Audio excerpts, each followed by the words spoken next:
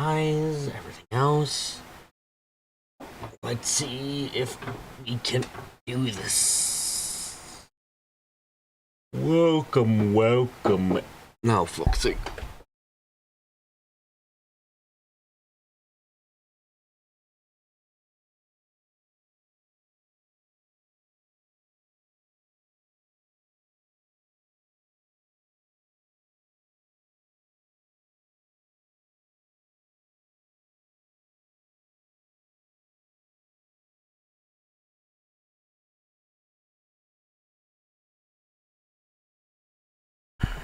Okay.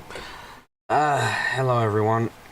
It's time for more Forsaker. DingDing and Blade.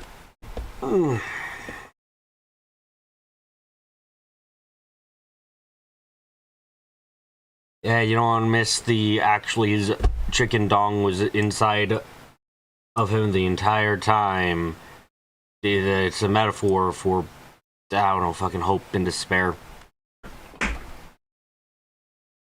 Anyway, hi again. Hello everyone. Yeah.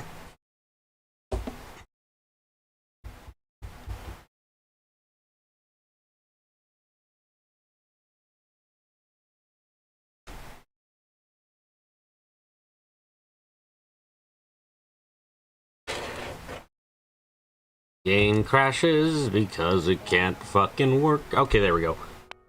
Move away from Chinese, thank you. Okay. This is showing, right? Yeah, it's all showing. Everything's fine. Right, we're going to die. Shit. Oh, right. Flame is... Flame? Yeah, flame is different enough that I probably am gonna lose. Great. Okay. Right. Bang. Bomb.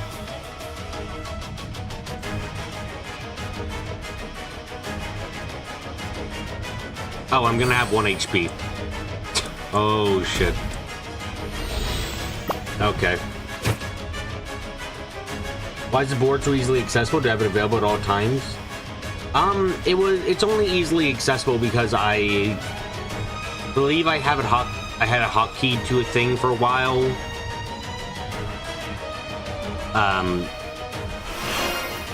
Solely to... Oh, what the fuck was it? It was like to hide my desktop or something, I think.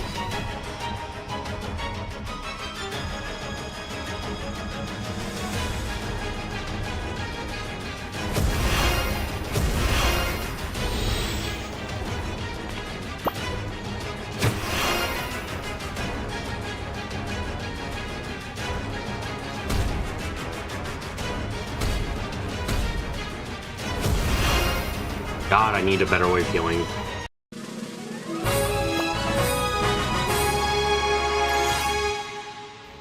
That's not healing. Give me something that heals. God damn it, game.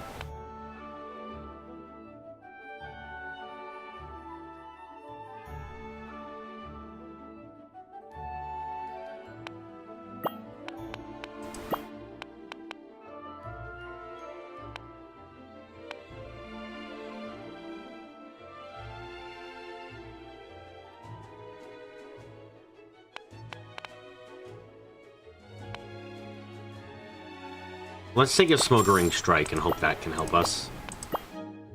Right, she has no companions at either. Of course, Alex, you had that put in delivery when we made the game. Ah, yeah, sure. I totally made games. That's good. And we'll just take a basic punch as well. Yep. Can I get some healing? That is not healing, game. Good God.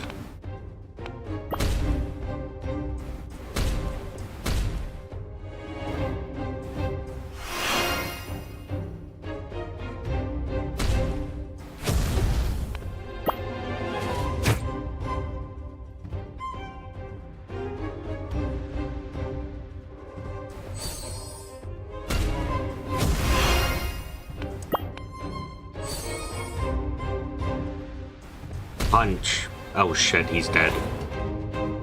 Maybe I shouldn't have punched as hard as I did.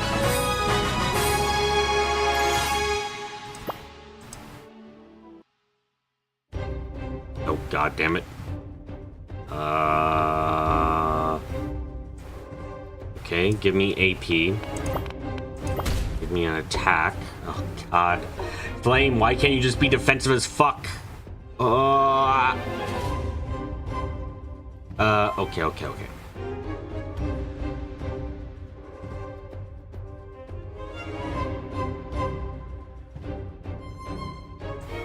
Heal 10. Then I have 3 left, so I can do Fireball Punch, defense, and I'll take no damage this time. Cool. That actually worked out there.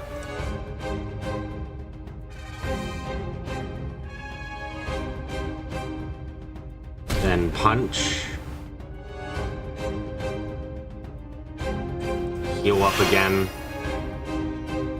And consume some Spark.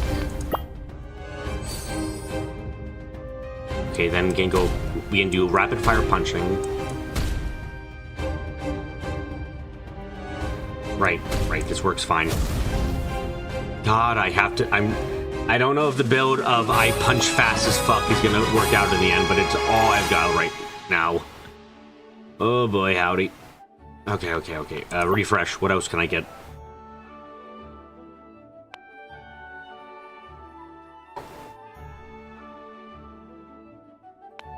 I'm just gonna take some money.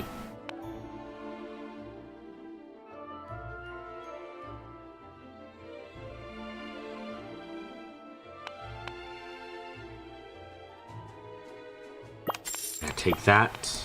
Upgrade, please. Yep. What can I get? I can get a little bit more max HP.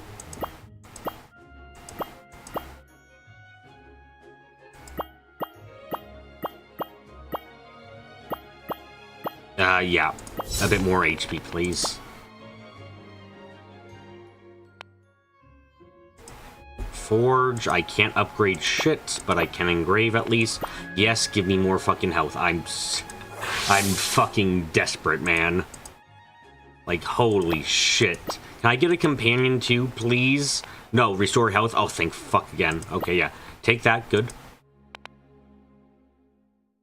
No, I'm not fucking losing 50% of my health.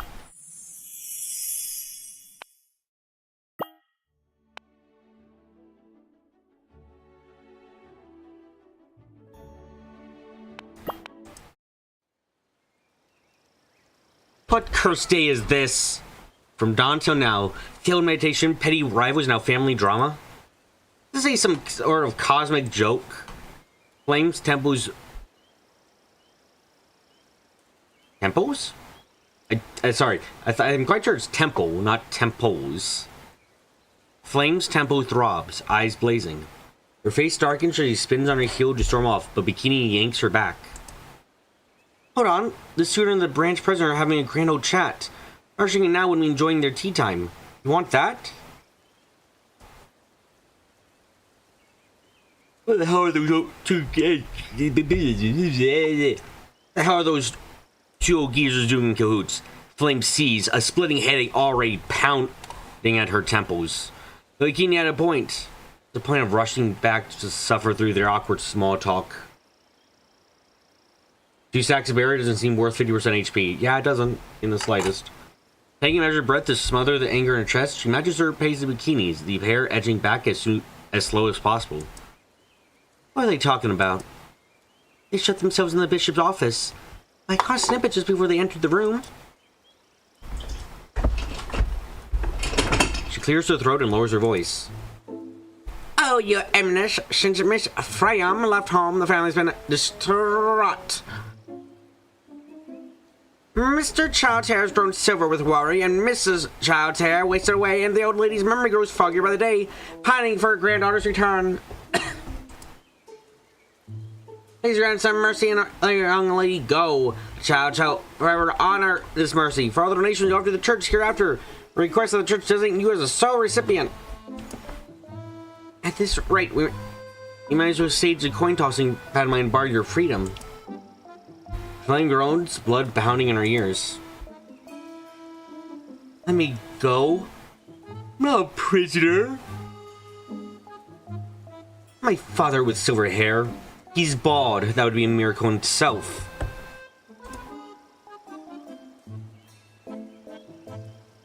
My mom is wasted away. Her doctor ordered you to lose weight. Being overweight is not good for her health. And grandma. Every time she loses a card game, she suddenly develops amnesia. The egg was burned, her money was confiscated. Let's see if she can still play dumb. Flame feels like her skull might split. She squeezes her eyes shut to calm herself down for a moment before asking through gritted teeth.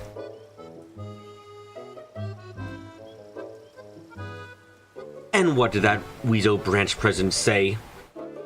The usual woosy. He both went inside. You sure the bishop wouldn't trade you off?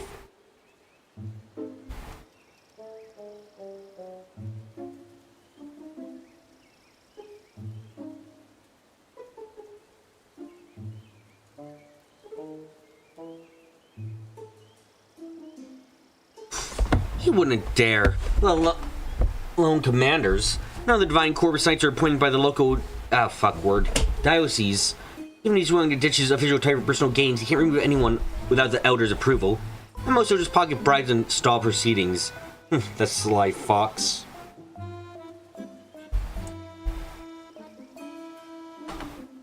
He rolls her eyes with an exaggerated arc of her brow.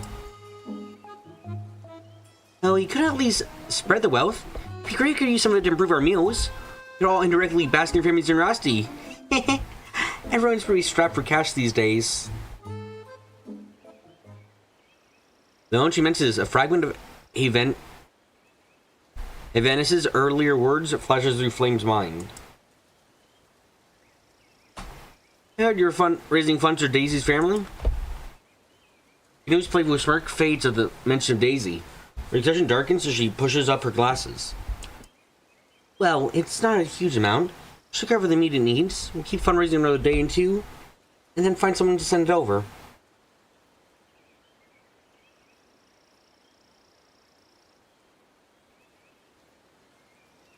Flame's brow furrows. Look, I'm worried on it, so quit your worrying and leave it to me. Your paychecks are stretched than it is, with the constant medical bills from all these injuries. Your family members need urgent medical expenses every month. You're just complaining about being broke. And stop putting on a brave front and do what when you can't afford it. Let's do what we can afford. Give the money back. He turns her face aside. Not a chance. You...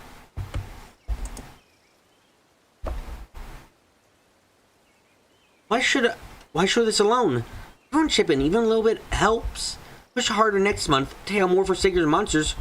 We're earning it all back anyway. Besides, not just about the coins, no. Won't see Daisy again, and what if one of us is next? Her words trail off, but the implication hits Flame instantly. This was never just about raising funds. It was a fair road to fallen comrades, but also a silent vow soldiers all understood. Should ever find themselves the same wretched plight someday, the others grant them the same compassion and kindness.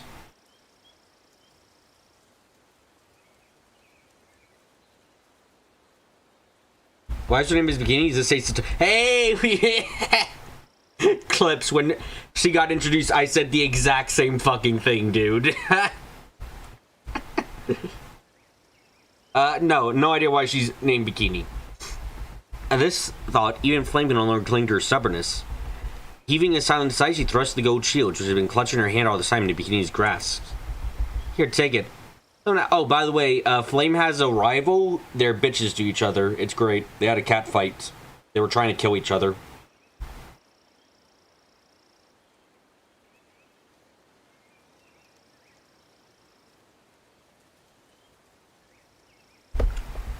Don't ask me to pass this along. Set a counter in too.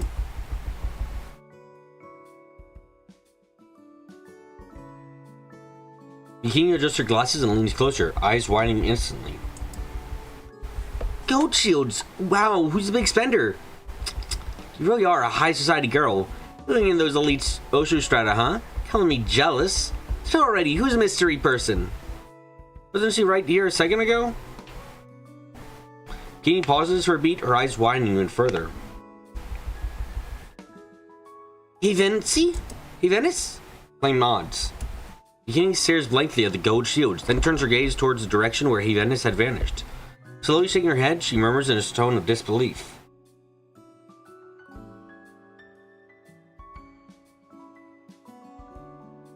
Cute, short-haired, tough girl has a rival and they hate each other. It must be a day that ends with Y. You're incorrect. It's a day that ends in fucking anything. You can fucking put whatever letter you want at the end. It's still gonna work out.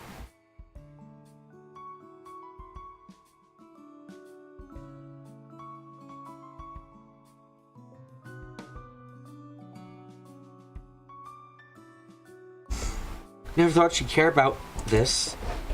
Really, she has some ice cream. Just can't be bothered with people, I suppose.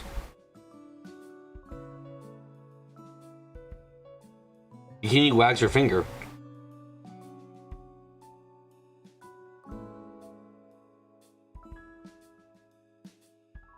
You don't get it. It's not aloofness, it's attachment. With you and her raising billionaire families or lead-owned money clans, you ever grasp how worried people feel in your presence? Probably doesn't help that, Bikini whacks her fingers, wicks. She... wicks, wop, boom.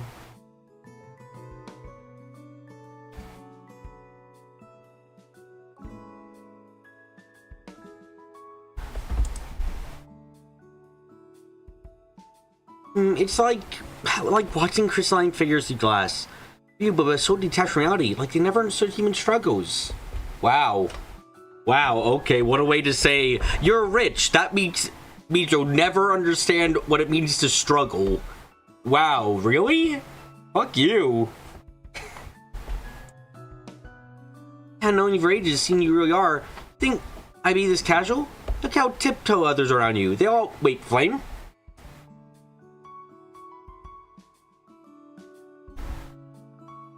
Flame stands true to the spot, leaving Bikini, who had moved ahead alone. No choice but to turn back hurriedly. What's the holdup? Why do you stop? Flame remains silent, then the phrase crystalline figurines, echoing relentlessly in her mind. She slowly lowers her gaze to the secret ring on her finger. That glacial expanse where the colossal ring stood.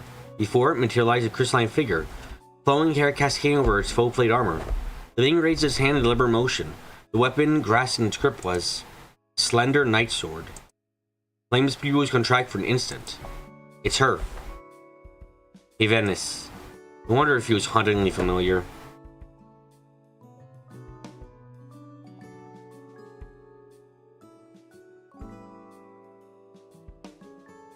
The sacred ring manifested the form of the ultimate divine Corpus Knight. Perhaps it was already the church's chief, looming on her path ahead, cutting the greatest obstacle to reaching the core. Why would the sacred ring do this? It hates you, I guess, maybe, possibly?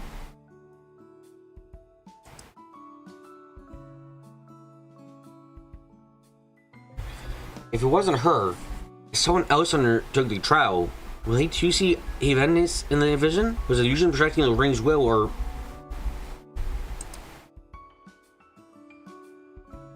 Hey, you okay?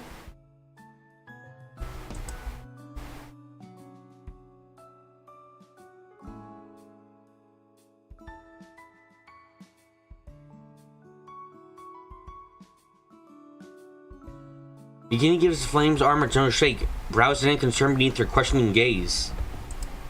Flame blinks slowly, surfacing from her thoughts. She turns her head with deliberate slowness, fixing Bikini with an unblinking stare.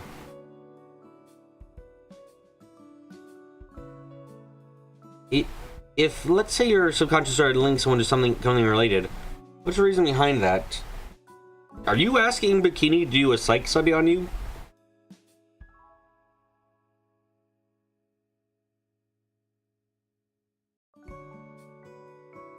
Not about them, then. So is this your business? Something you need to solve?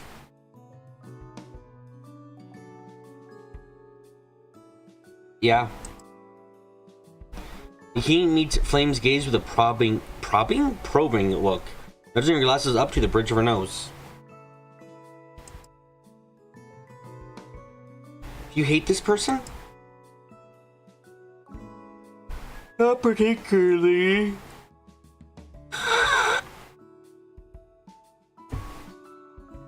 Show us then?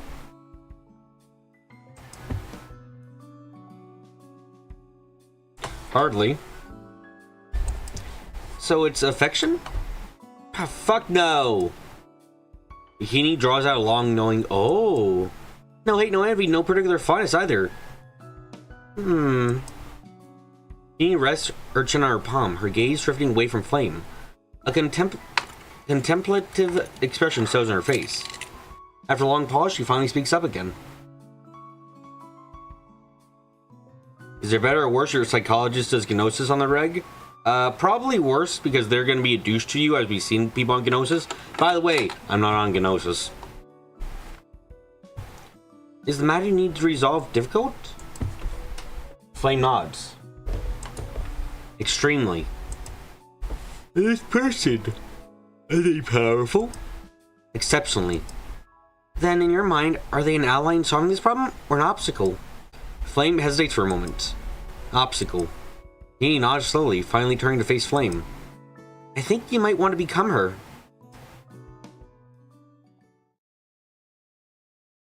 Even as Flame stands before the steward, Ode Rolf, these words echo relentlessly in her mind. God, why the fuck do you have a heart-shaped thing? Monocle. The Neptunia strings... You see, the Neptunia streams were just for my enjoyment. It's fine. I think. I don't know. I am 1/5 conscious right now. You're hearing the thoughts of someone who is barely in existence.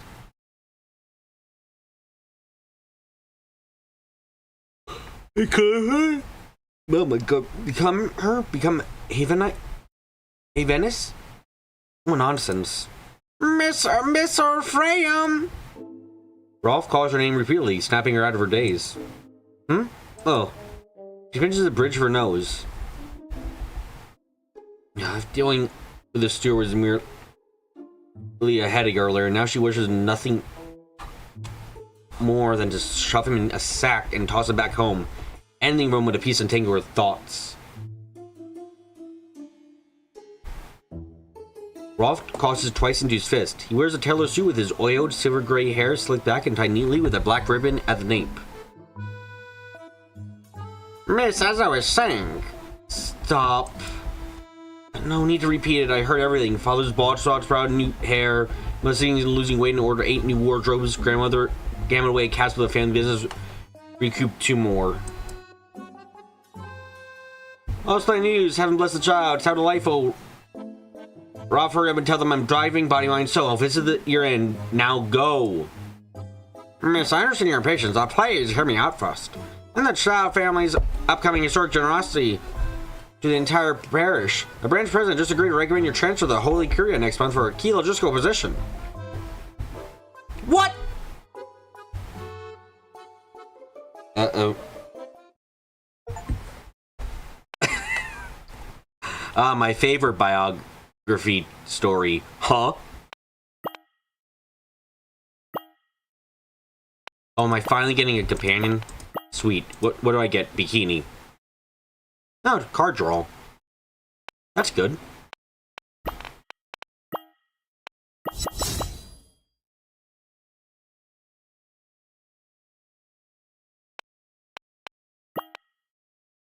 Random event, please. God damn it. Hold on, I can go to a shop and just immediately...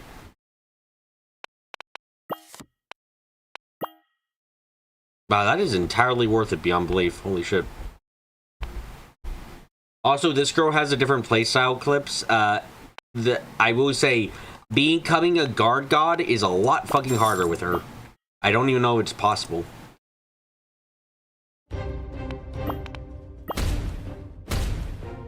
Currently, my best plan is punching a fuck ton.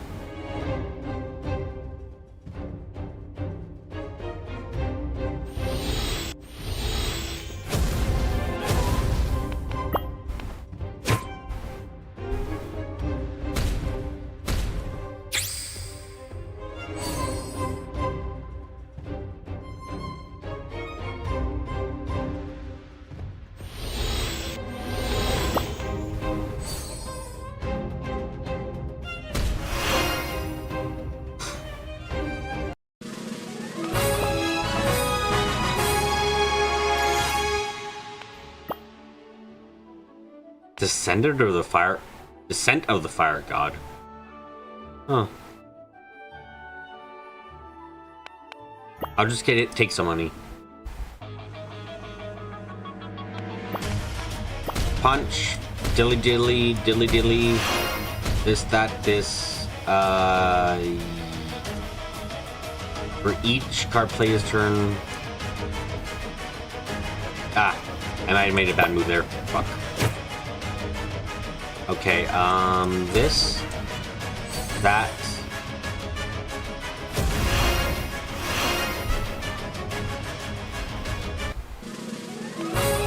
Okay, good. Can I get a normal attack, please? No? Oh my god, why? Looking for normal attacks in here, no? No, I get fucked, I guess.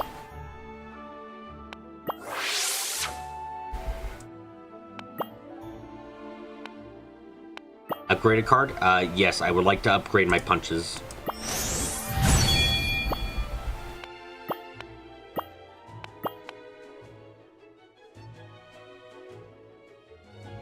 Upgrade my punches to be cheap as fuck. Hi, there's a shop here. I've seen what you have. I can't do anything. God damn it.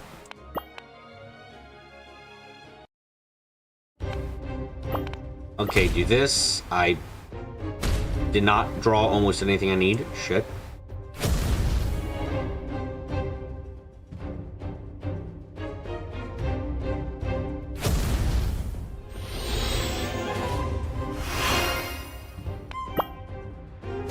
Ow.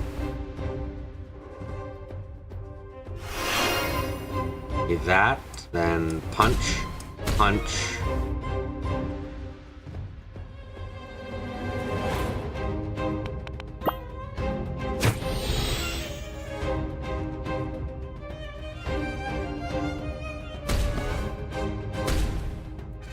The fuck? Why won't this go away? Okay, there we go. That's weird.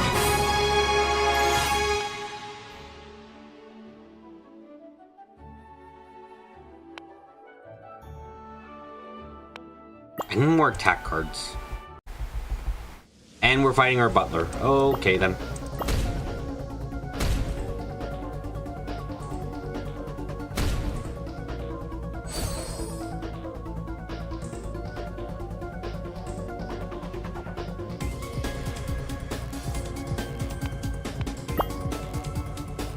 The Master's health is declining. Oh my god, he's just fucking talking. Oh my god, the fight here is just having to listen to him. That's great, I love it. Okay.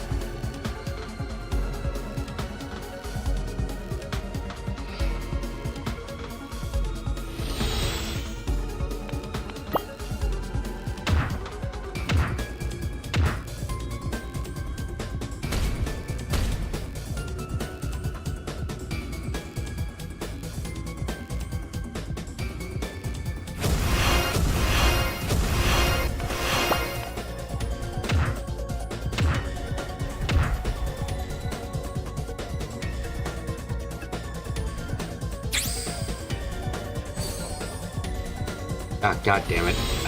I don't have enough damage cards in this fucking deck.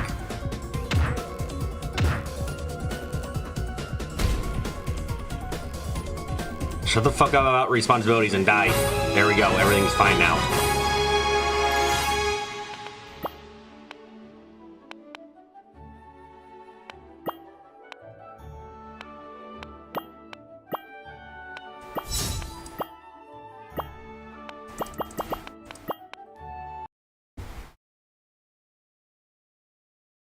Whoever Rolf says afterwards is completely lost on Flame. It was like a bug of ice water dumped over her head when she heard the news of her being transferred away from the Knights to a logistical row.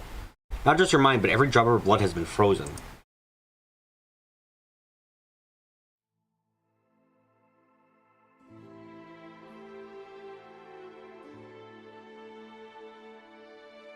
So, this is today's biggest surprise. Ignore the sounds you hear. Compared to this bombshell, her earlier frustration had been mere trifles. A sibling bland aperifitis? Okay, before a meal. Now the real dish has been served. It's like suffering through a tedious comedy routine, only to be blindsided by a dagger between the ribs.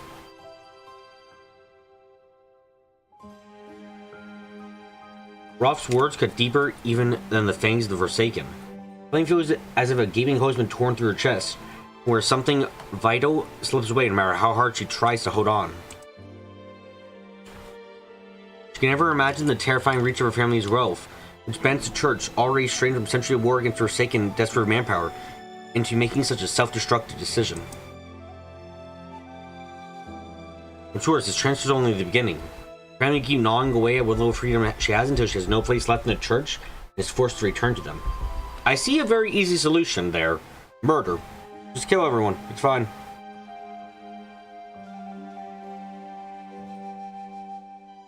But fuck our morals.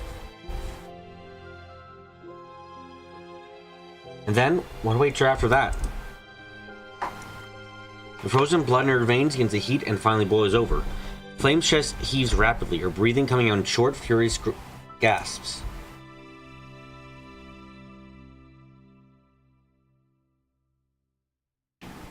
Over my dead body? Kill me now if you dare, otherwise don't think I'll ever obey. Flame jerks her head, her eyes faintly red, whether in rage or something else. She storms forward with a furious swipe of her hand across her face, ignoring Rolf's calls that trail away behind. Is he supposed to be Ralph? Like, I don't know. The translation is fine for this for the most part, but I'm just like, Rolf.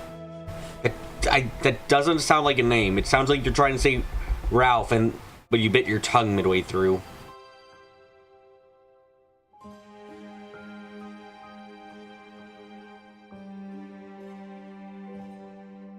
Where shall I head for? Rolf is a real name? It is? What is it? It sounds like it's short for something then. Is it?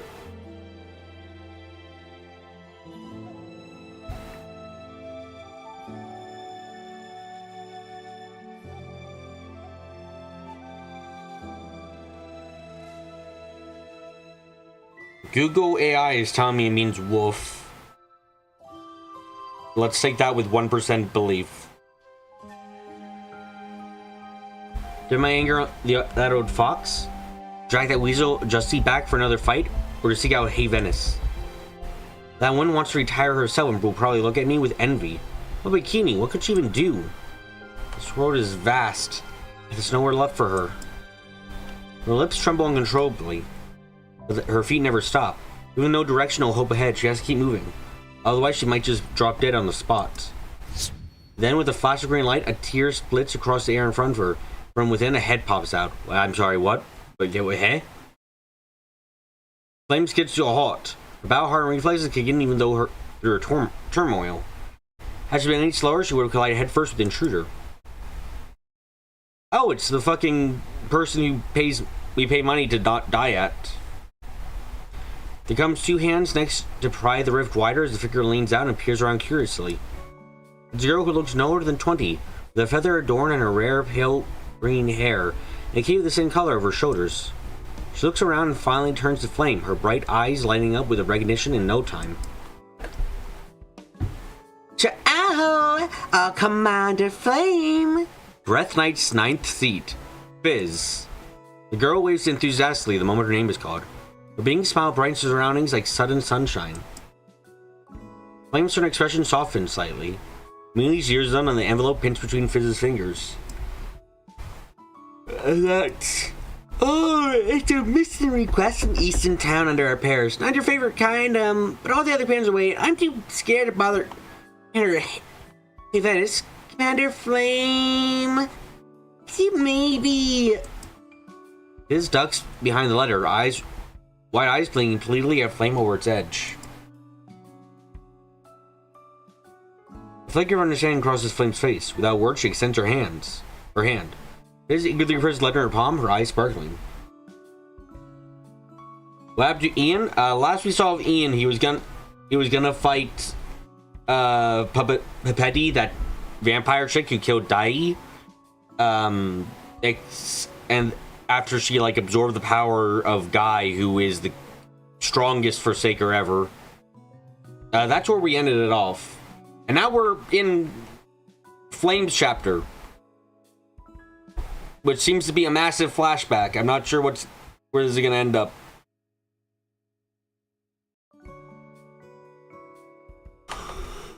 It's like you're understanding crosses Flame's face. Without a word, she extends her hand outright.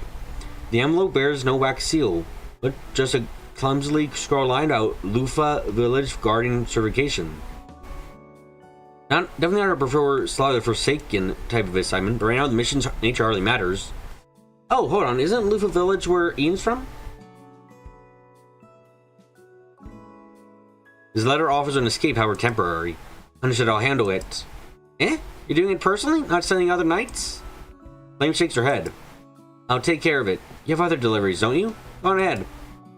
Faze blinks with confusion, wondering why the Notorious Forsaken slaying commander suddenly accepted a mundane task. She soon bounces back with her usual cheer and waves at Flame.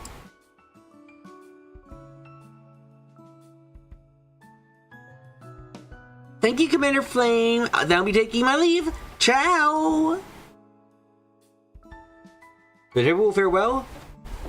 Faze vanishes into the green-tinged rift, which stitches itself shut midair without trace.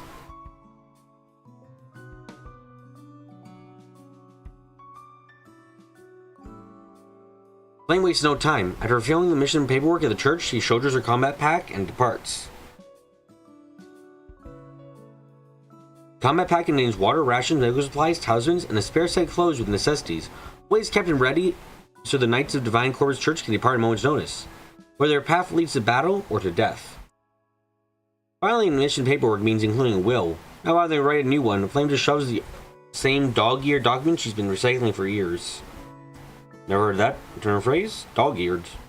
I assume that means like worn and torn. Her mission right now is to escort the contact of the fruit of the Divine Corpus back to knighthood. Ironically, the root might earn their spars just as she loses her right to call them fellow. Yeah, no, she's going, I think, to die in Ian's village right now. Oh shit.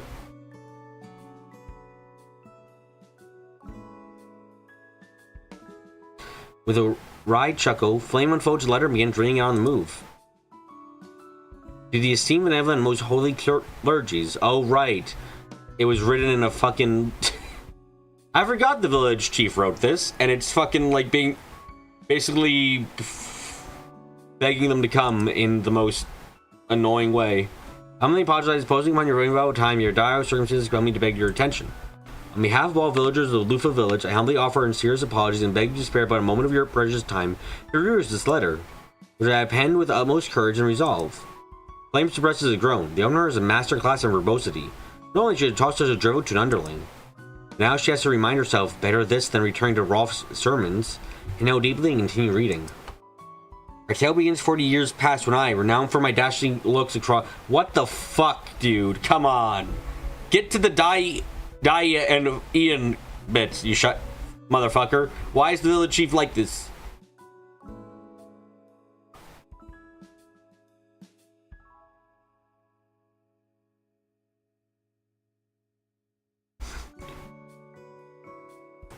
Since I'm always happy to help and give to others, Black Jr. from Cucumber Village got jealous.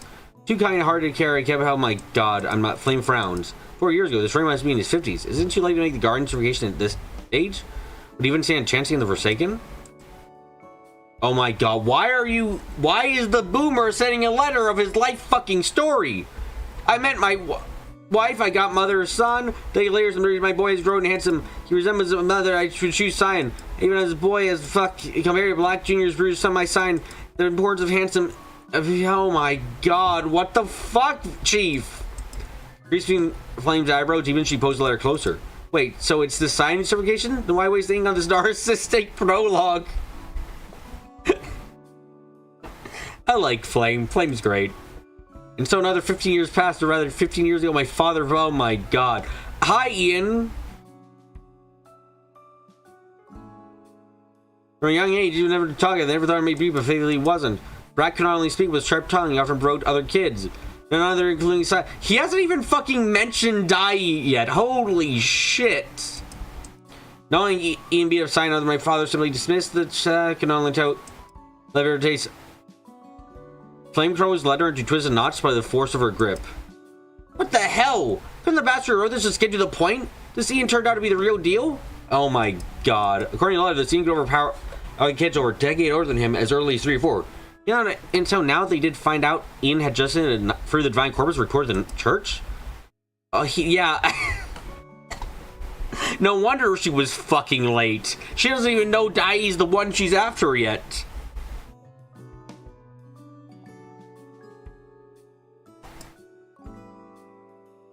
Oh my god, I think that was the first fucking thing there.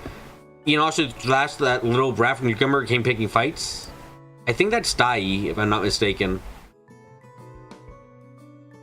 Oh, she's actually gonna tear it apart. Flame's grip tightens, tearing the letter.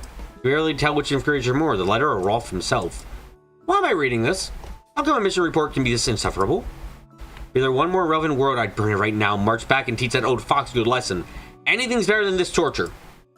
As years passed, Ian grew up and signing after my the black junior 15 years blind by jealousy.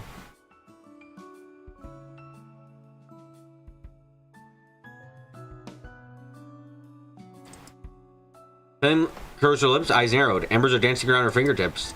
Alas, the Guardian. After all this waiting. So, is it the writer himself, Cyan, or Ian? No, it's a completely it's none of the three. Now, about the Guardian Dai, even as a child, you can tell he's destined greatness. I watch him grow up, and she burns it. Whoosh! Holy shit. The fucking chief rambling on might have gotten fucking Dai killed. Holy shit. Motherfucker needed to learn to brevity's the wit of so or whatever the fuck. Dai. She murmurs and heads for Eastertown in the directions on the map after exhaling with a long breath. That was great. Okay.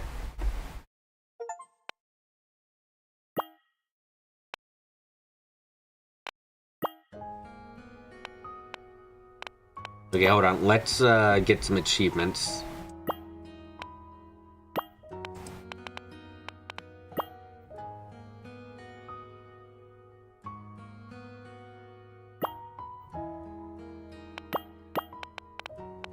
Right, achievements. Doom-bum. Doom-bum.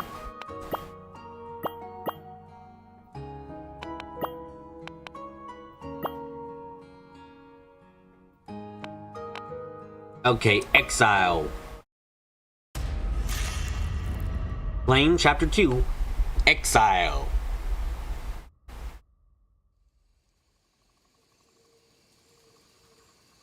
Flame arrives at Eastertown at midnight, only to find the town gates shut tight and guards nowhere to be seen.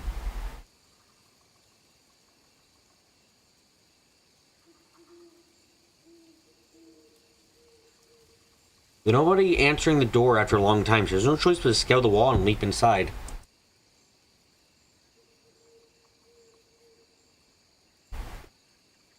Though the easternmost town in the Elite Kingdom, I didn't even think about that name, holy shit.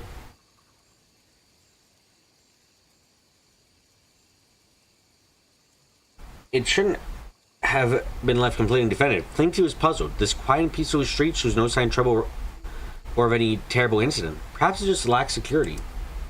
It's wise to have the church remind the Elite Kingdom to strengthen the night patrols and guard duties. Otherwise, the Forsaken monster would take advantage of this weakness. Flame moses over while glancing around and look for an inn to stay the night. As a Divine Corpus knight who often engages in Forsaken tracking and hunting, she's no stranger to it being rough in the wild. She cannot stay overnight in Eastertown, where a map fails to mark nearby villages, making it impossible to locate the so-called Lufa village mentioned in the letter. Yeah, maybe you shouldn't have. I probably shouldn't have burned it, but also I understand you were very fucking angry.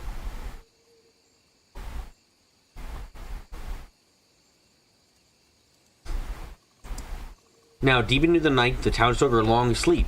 So the 8 guards are missing. I have to wait until morning to ask for directions or obtain a more detailed map. For now, I'll find an inn to rest and recover my energy. Yet the only inn here has no vacant room. Last room was booked by a lady this afternoon. You try the tavern alley up north? The Southern City's open lane provides alley rooms, perhaps with maps of travelers. Maps here won't be available until our boss comes tomorrow. But the alley's a bit, well, it depends if you mind. Oh, we're doing this. We're gonna meet Mr. Crybaby, who kicked my ass the first time around I fought him.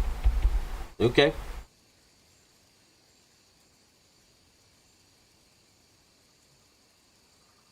Half slumped over the counter, the drowsy clerk mumbles listlessly with a yawn.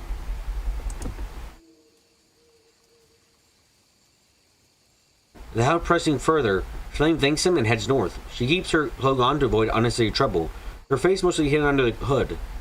Though her appearance is obscured, her voice still portrays her as a woman.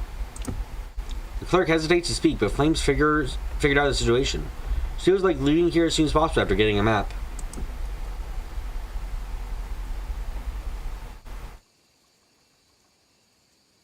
Sure enough, as soon as she reaches the entrance alley, a drunk man and woman stumble past her with bawdy laughter, arms slung around each other. The dim night obscures a woman's face, but the overpowering stench of alcohol, pungent tobacco, and cloying perfume mixed with those lewd giggles flings open the gates of memory. When was the last time I smelled this kind of rot-soaked air? 6 or 7 years ago? Oh?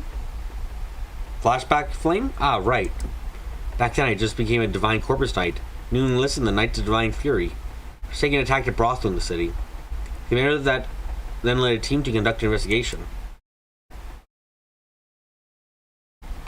The moment she stepped inside those nauseating rooms with grotesque tools, the lingering scent mingled with the metallic tang of blood as sold her senses and seeped into her pores. What a terrible fucking first assignment. Good God. For Flame, a young girl, all this was a brand new experience. After entering the Divine Wing Academy, she witnessed plenty of bloody scenes, but never a place where neither patrons nor workers no longer felt like themselves. They dug through the corpses and rescued the only survivor, a trembling girl. Curious and heartbroken, Flame wondered how to help her. She was surprised the commander suggested they take her to another brothel nearby. Flame froze. She couldn't understand how the commander, as a woman herself, could be this merciless. Seeing her reluctance, the commander, instead of arguing, muttered with calmness, "Do as you see fit." Flame took the girl to another town, found a weaving workshop, and paid over half a month's wages to secure her job as a seamstress. Flame would never get the girl's grateful gaze at their parting. Then he goes with the way the girl avoided her eyes in a panic upon the next meeting. Why, was she like... Oh shit, no. As lazy as always, she could neither wake up early nor handle the daily work. After just a half a day of threading, she claimed her hands and eyes hurt. A small business like ours can't afford such a delicate lady, so I for her to earn money from those rich masters in the city. Though offended, the workshop owner offered her another choice, a tavern that traded in liquor and flesh. Not long after Flame left, the girl quit weaving and went to work there. Wow, that... Ooh, that sucks.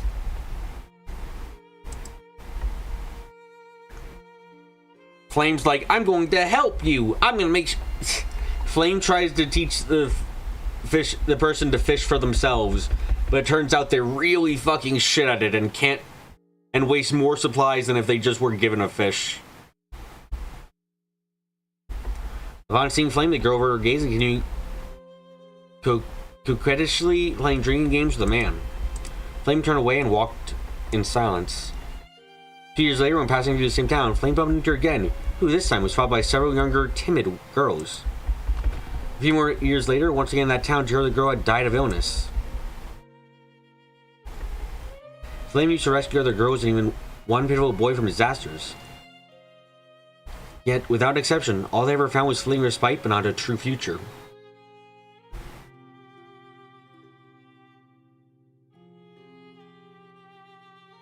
Some couldn't adapt to ordinary work and ran back to brothels within days.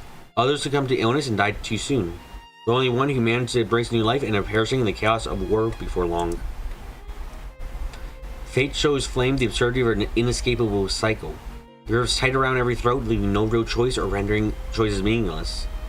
All they can do is keep selling their bodies and souls piece by piece for scraps and uncertain mercy.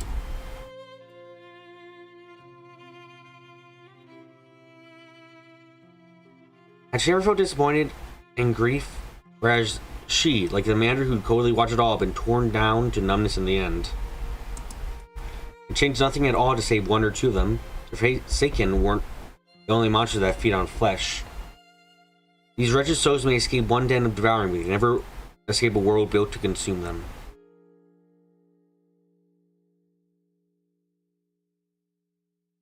Finally, Flame was promoted to the commander of Knights of Divine Fury, long infamous for the staggering mortality rate of its divine corpus knights. The path behind her was paved with the blood of countless knights. Who knows how many more companions would lose their lives in the future? Now our deadly duty demands the corpse rescue allies and hunt the Forsaken.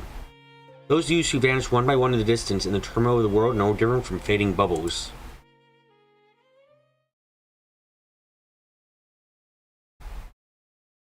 So is everyone in this story just like really fucking depressed? That seems to be, yeah, that seems to be the general gist I'm getting. Depression for everyone.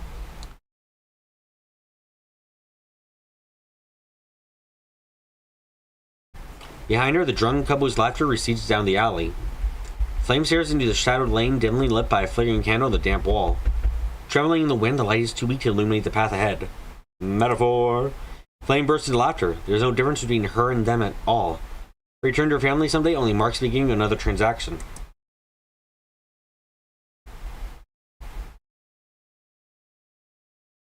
With a bang, she shoves open the cellar door. The cramped, smoke-choked tavern reeks of alcohol. Drunken and red-nosed men slump over tables, clinging goblets the size of fists while slurring incoherent nonsense. Highly made-up women floating between tables are periodically dragged into laps by groping hands and coaxed and taking another sip. No one pays flame any heed amid the bustling noises. There's probably a D&D party in here somewhere. If you look around, you're going to find a group of unlikely allies working together for a job, you know? No one pays it. Oh yeah, he's already been beat up.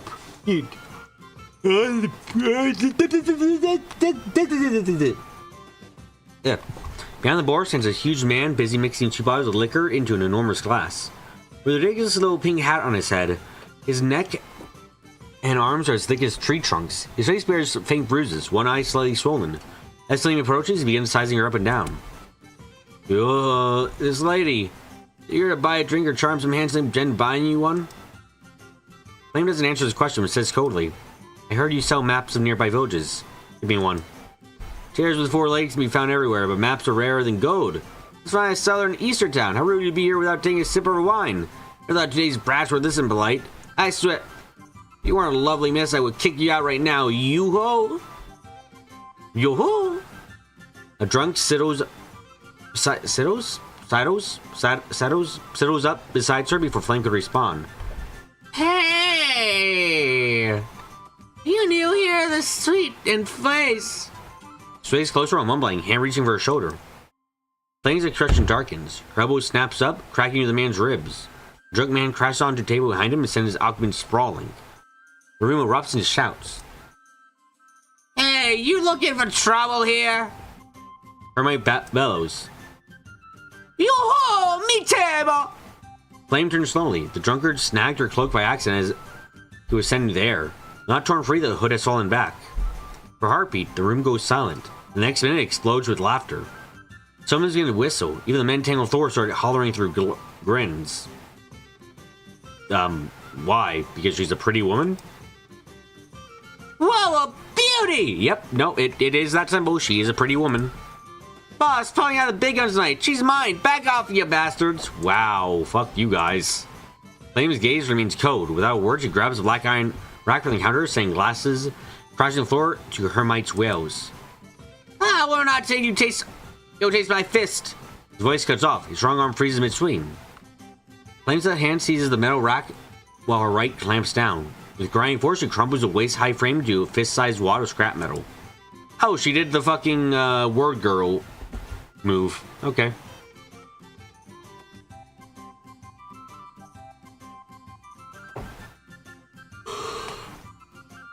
As the metal rack crumbles smaller under her grip, the noise in the tavern dies down as the dead silence prevails.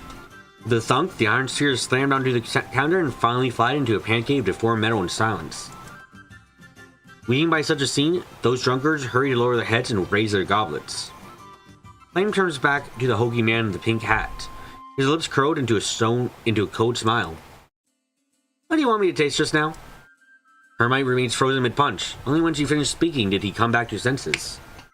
With his lips pressed tight and throat bobbing with a hard swallow, he unclenches his fist to straighten his askew hat instead. His gaze skitters away like a startled crab. Instead of wasting her breath, Flame spits out just one word. Map. Hermite shoots a sad glance at the metal pancake and then his mangled furniture in silence. After a moment, Flame turns to the drunkard she sent to the air before. His companions wisely find some interest in her drinks. Diana herself, now stone cold sober, croaks trembly. I'll cover the damages. Flame's attention swings back to Hermite. Hermite raises his eyebrows while smacking his lips, his eyes rolling before settling on Flame's hand. Yoo-hoo, maps are rarer than N's teeth. But nothing's impossible if you were to part with that ring there, I might solve all your problems. For a noble lady like you, God knows how many gents are groveling to shower you with jewels. That ring does you favors, you. Time for you to get a new piece. Wow. You know, I have to say, he has got some big fucking balls, considering that he's still trying to swindle her after she fucking turned a rack of metal into a crumpled ball. For each word spoken, Flame's glare turns colder. The sign it's time to get a new piece. Her ring finger suddenly thunks against the counter. Her mate shuts up mid-breath and backpose in a hurry. A new piece can never be no one, just as we cherish the Yoo-hoo! Don't kill me! Holy shit, that pressure ring belongs right there, forever graces the land. Yoo-hoo! That's for backwater villagers. They say silver shoots, pave roads through witness, and the path stays closed. You're not using real silver. So, pay me 500 silver shoes. You get whatever you want, yoo-hoo. Flame narrows her eyes at the big man, her lips curling into a charming smile. Ah, seems like you got no idea how to do business. Let me show you. Oh, God. Oh, God. Huh.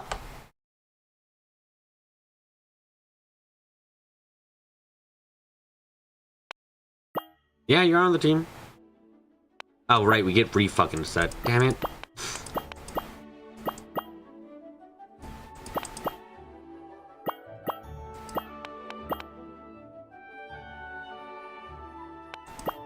Okay, let's engrave some health recovery.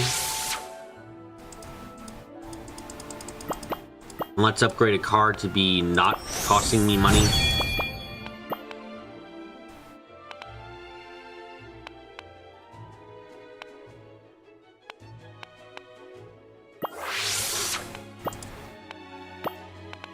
Okay, I can upgrade you twice. Cool.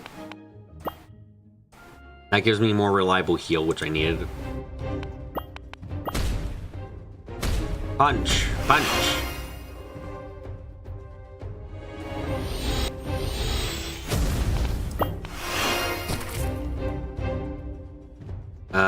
Right. Punch, punch. Block. Go.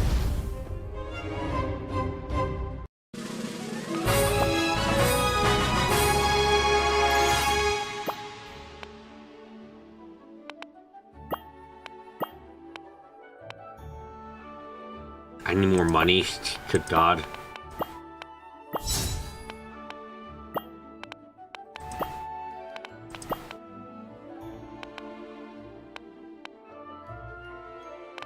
No, I don't want to lose anything. Oh, God damn it.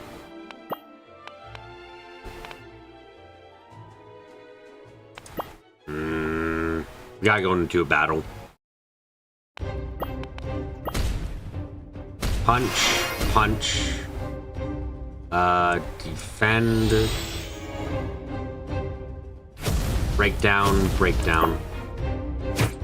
Ow.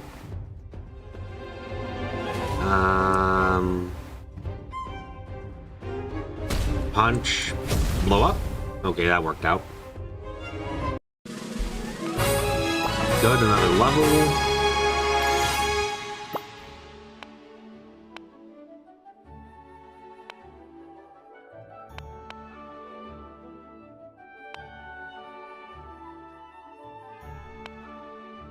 Just gonna take more money.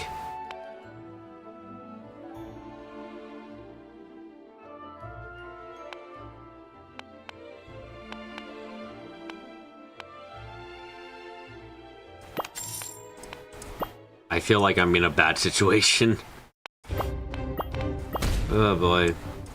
Okay, that, and then... I guess just a little bit of defense I can manage.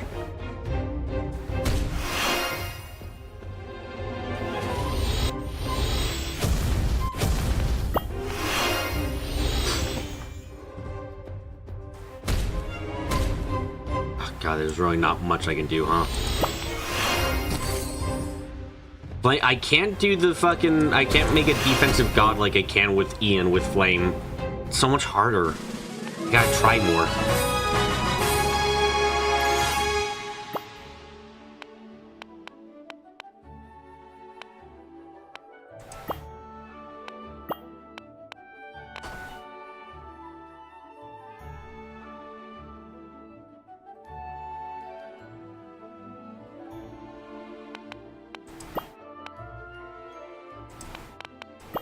Oh, I don't have any money. Fuck. Oh, but I do have an upgrade I can buy. Right. More AP, that'll be helpful.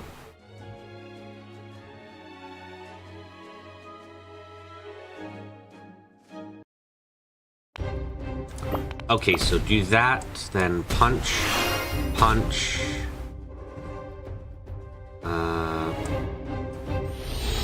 Block, block. Yeah, okay, that'll be good. Punch, punch. Play that, and play this. Okay. I try my best to understand everything. Refresh. Ooh, block and draw a card. Yeah, I'll take that.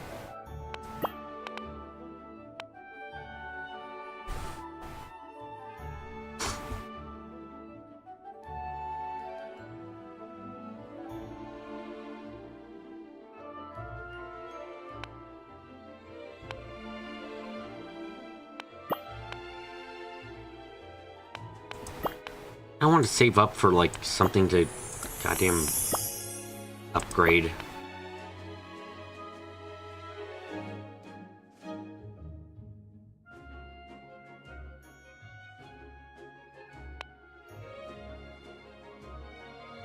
Inferno Shard. When current spark is off, apply 5 scorch, deal 5 damage.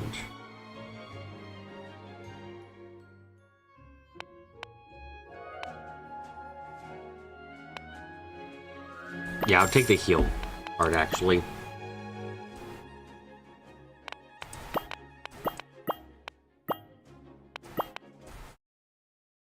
Hermite Cellar has never been quite so quiet at night. The patrons have long since scattered, leaving only the boss Hermite groaning on the floor. His face covered by a pink cap that slipped off his head. Flame lifts the cap, plops back onto Hermite's head, and crouches to gaze at his face. So you know how to do business now? Or do you need the core refiner from the church to give you another lesson?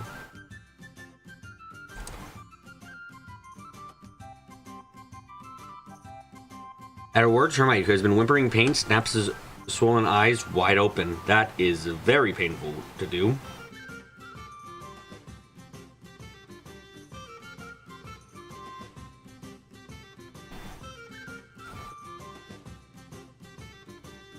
Flame stares at him icily.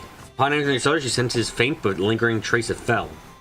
Keeping an eye on him since then, Flame could finally confirm this guy's identity when he suggested exchanging her sacred ring for the map.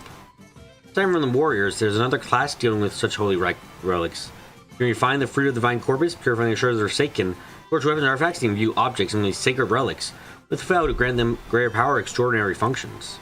This class is pretty rare. Because of their special skills, it boasts military and provide unique support. They are swiftly claimed, granted holy rank, and bound to serve the church exclusively. 7 calamities, too, have such craftsmen tightly controlled. Except for themselves, a handful of treasure ones, other Forsaker, rarely have a chance to meet them. In short, neither church nor calamities will allow such people to roam free. Of course, there are some exceptions. Some refuse to serve the church, nor do they feel like aiding calamities and atrocities. They have to hide among the common folk to scavenge the leftover corpses of Forsaken, strip their shards, and survive in the scraps neither major power claims cares to claim. For a time, a small community of underground core refiner was formed. Since it's impossible to round them all up. Hold on, I'm gonna sneeze my ass off. Holy.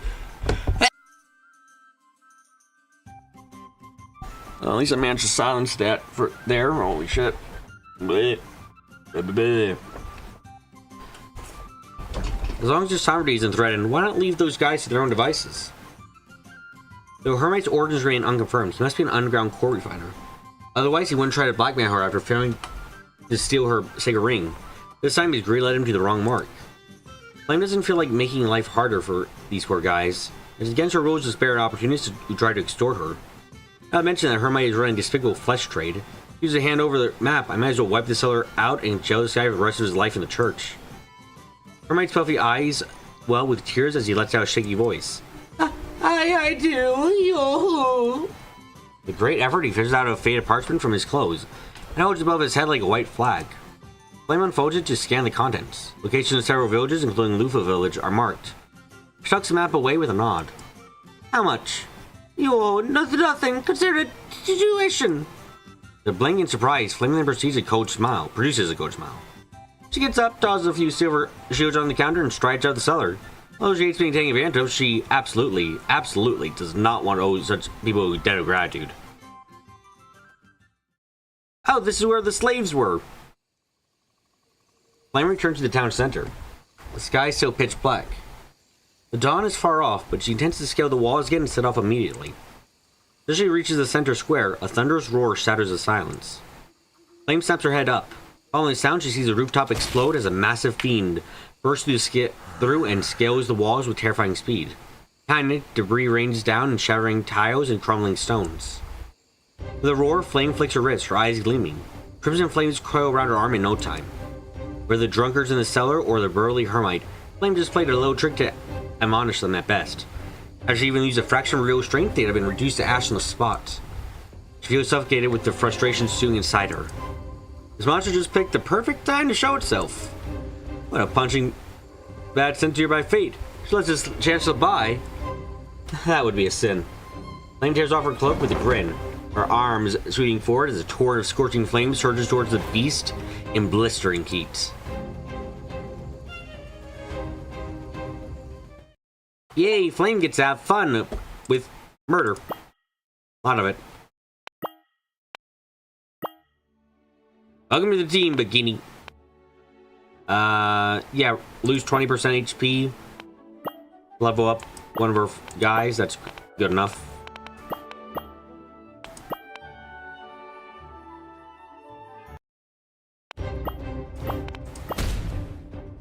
Punch. Punch. Punch. I think then blow the fuck up and punch. Wrong order, just enough so. Damn.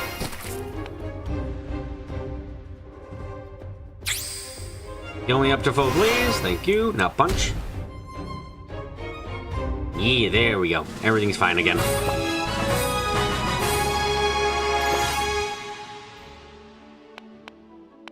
I'll just take some money. I want to upgrade, but I have no money to do. I don't have anywhere near enough money to upgrade like I want. Goodness.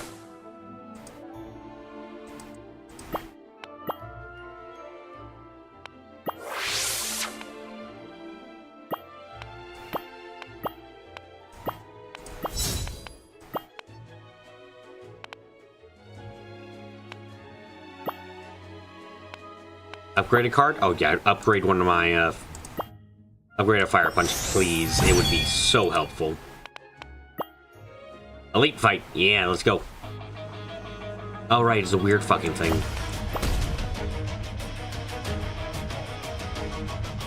Okay, punch.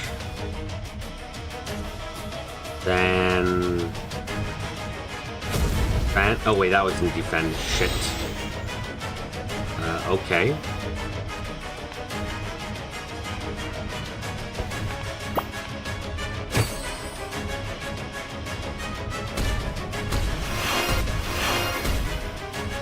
Okay, that was a little bit silly, but it helped a lot.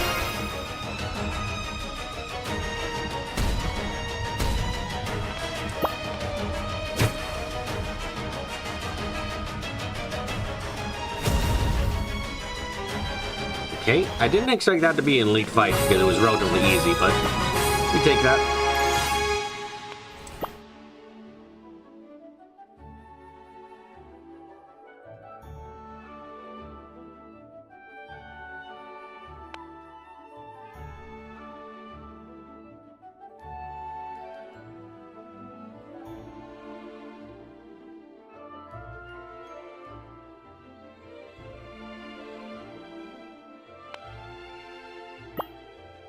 Who's the boss? Is it really just that random rat? Yeah, no, it is just the random rat. Okay.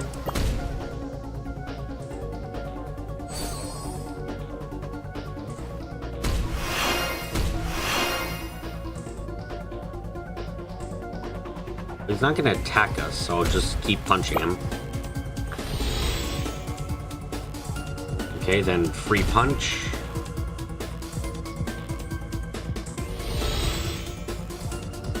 Block, block, and more block.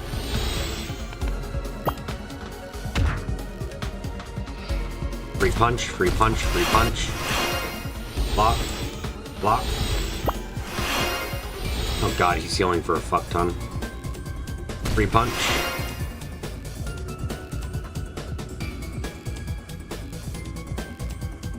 Wrong attack? Yep. Block, block. Okay. Free punch. Lock that free punch. Yeah, free punching is good. Draw a card and hope I get something better.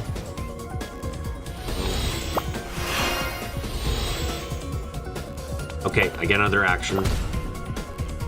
Punch, punch. Right, blow up? God damn, not enough.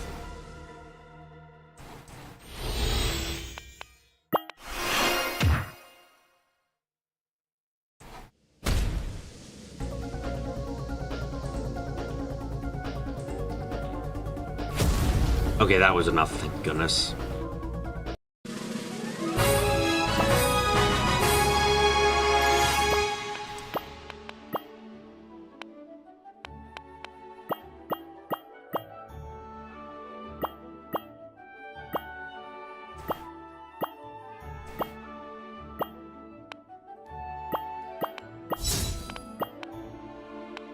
Can I get anything good from the shop? I can get more fire punching.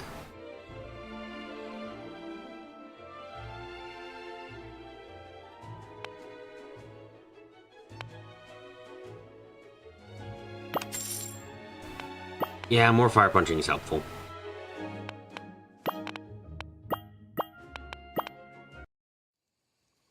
The crimson flames ceased their wild dance. The air remained scorching, thick enough to choke on. The once ferocious monster has been reduced to ashes, its remnants mixed with embers in the wind, sending newly arrived guards into coughing. They wave their arms while eyeing Flame warily. Suddenly, one of them points at the night badge on her attire and gasps. It's someone from the church! Ah, one again? Again? Bad premonition flickers in Flame's minds. Now while the scope of the guards are banding their post at the gates, she moves her gaze to a familiar figure, approaching slowly from the shadows. Oh, god damn it. The guards shrink back to clear a path as the woman steps forward. Her seam sleeves float in the night, and her posture is rigid as steel. Twin blades at her waist cling against her armor with each step. Beneath her soft pink curls, her face is icy. It's none other than Justy, the last person Flame wants to see.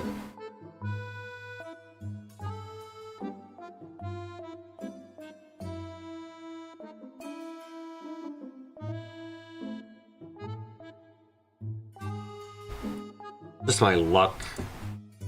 Flame's tempo throbs. Oh, you got it right. You didn't say she had mobile temples. She wants to curse the heavens. Is fate toying with her? Well, let me burn her cinders or let her wipe me out. Must we keep running into each other like this? Is this the rival? Yes, this is the rival. Her glare sharpens, boring on murderous. The guards, after seeing glance at her, flinch aside to give the two women a wide berth as the tension between them crackles like live wires. Justy shoots a glance at the ashes and back at Flame. We don't need meddle in the affairs of the Knights of Divine Fury. Knights of Divine Fury have no qualms stealing our missions. Troops reflect their leader. You're subordinates skulking the shadows, and you're no better. No one in the church reeks of corruption these days. Count there are too many rats. Flame lets out to sneer.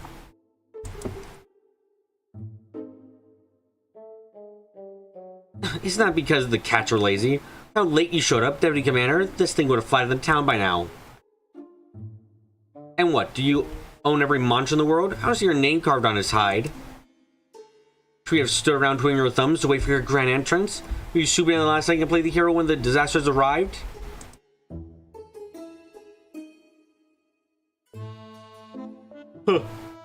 should never fight, go and chop the ass to your heart's content. I don't want to stop you from claiming credit. Your voices are low, but the words are sharp enough.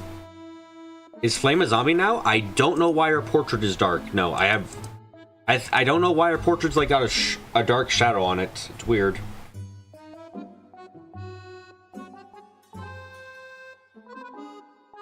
The air between them seems to crackle with invisible lightning. Anyone foolish enough to step in the middle might have been struck dead. Guards exchange uneasy glances and signs, and the leader clears his throat and steps forward. Her portrait is fucking blue. Yeah, I know what's happening there either. Commanders, please calm down. You have wiped out monsters before wrecked high from the town. It's mostly locals, but pity that our lord, alas. The guard turns away, his face twisted in grief. Oh, is that the rapist? That might be the rapist. Flame frowns. She assumes the monster had just begun to rampage. Seems like she'd arrived too late. There must have been casualties already like this so-called lord. However, the guards here carry the same faint felt like the monster she slayed just now. A sign of their prolonged close contact with that monster. Most won't notice, but Divine Corvus Knight's senses are sharper. All this reeks of foul play.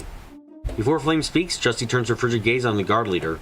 The guy stiffens in her gaze and tries to avoid eye contact, sweat beading on his forehead. After a long moment, Justy looks back at Flame. What, do you intend to sit in on the investigation, Commander Flame? Flame rose her eyes. She should hurry to Lufa village for the Guardian certification instead of meddling in such a damn thing. After Justy's failure to deal with the monsters, she had already been on her way. Of course, yeah, I don't know why it's blue. Fucking weird. Of course, not. Small finally, me can only slay monsters. Barely bearing a lord should be left to you, the future of our church. Well, I'm leaving first. Flame picks up her cloak, swings over her shoulders, and strides off without a glance. There came screams, perhaps from the guard leader in the square as she climbed up the town wall. Praying nothing has happened, Flame leaps down and vanishes from the night. That shit was funny, the spirit inside the ring totally said. The ring set with a ruby emerges in the dark all of a sudden. Flame stares blankly at it and suddenly snaps her gaze down to her bare right hand. The sacred ring is gone. She rubs her empty fingers while looking at the ring, hovering in the darkness. At that moment, a solemn voice echoes through the void. She's got a skin tone that makes her look like she tends to guard in the afterlife. I don't... Why the fuck is her portrait blue? No one notices this either.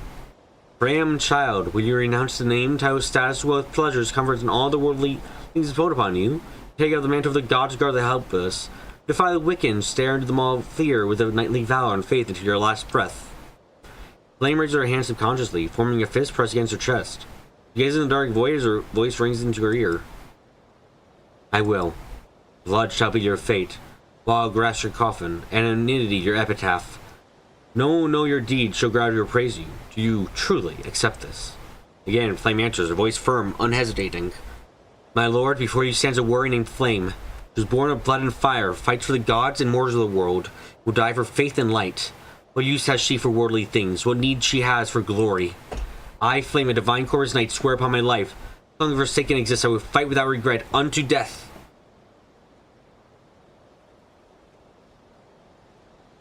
Yeah, the fire helps her be not dead as fuck. Her vow echoes through the darkness, without regret, without regret, without regret. Solemn voice is gone. There's no response, but only the dead silence. Slowly, Flame lowers her hand and returns to the ruby ring that dimly lights the night. She steps towards it. The closer it gets, the weirder all this seems. The ring vanishes, leaving a faint red glimmer posting in the air. Commander, a grief-stricken voice cut through the silence, trembling like a sob. Flame freezes, finally figuring out what the red glimmer truly is. The scarlet eye welling with blood-red tears. He streamed down a face barely recognizable as human, carving jagged lines like a scar across its twisted features. Is this Daisy? With her eyes wide open, Flame parts her lips, but no words come out. The bloody tears falling fast with her eyes brimming with infinite sorrow. They're too strong, Commander. Too strong. Pro is dead. Senka's dead. Everyone's dead. Why are we this weak? Can we defeat them, Commander? A talon-like claw seizes Flame's arm. The scarlet eyes begin expanding, erupting into a geyser of crimson. Why? Why do the gods make us so weak? I want power. I don't want to die. Commander, save me! Save me! Blood swallows everything. The ground vanishes.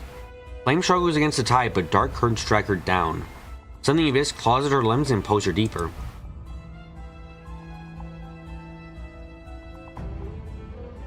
High above, a colossal crimson eye is watching her with sorrow. Flame stretches a hand towards it with a scream as the waves close over her head. Daisy! Flame's eyes fly open. The blood sea is gone.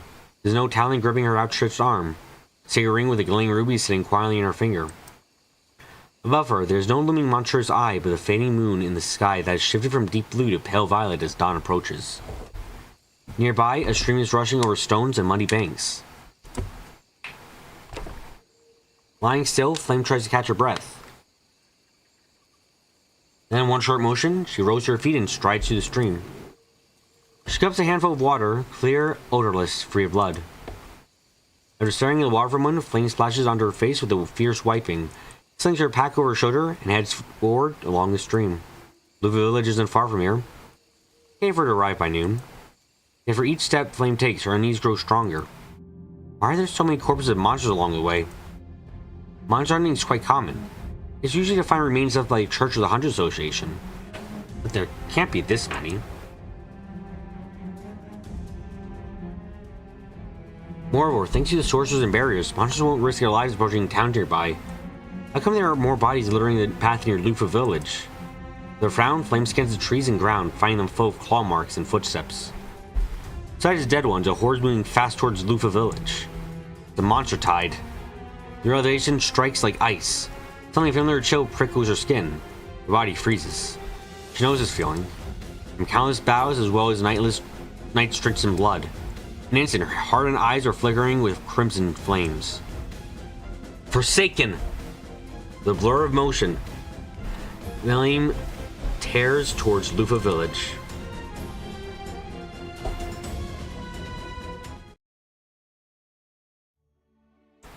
Ooh, new companion thing. Okay. Oh, we can get Justy as a companion. Okay, let's take the bitch.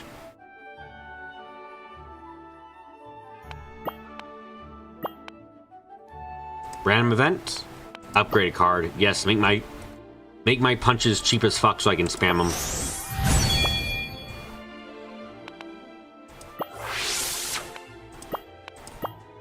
Oh no, whatever will I do with this terrible week? Oh, I deleted it.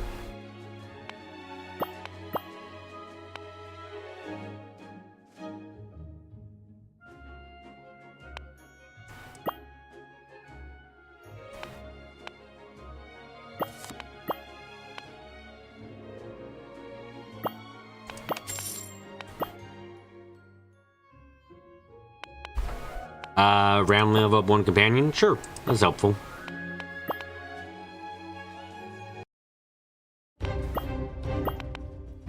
Punch a punch. Bomb, bomb, bomb. Bomb, bomb. Die? Oh shit. No, it's fine enough, actually.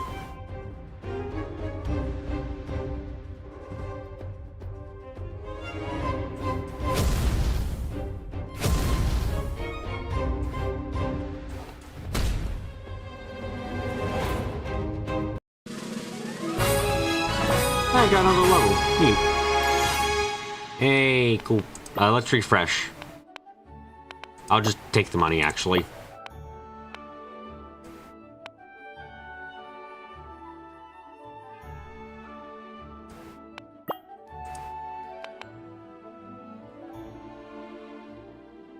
I don't need the Holy Shield that badly, to be quite frank.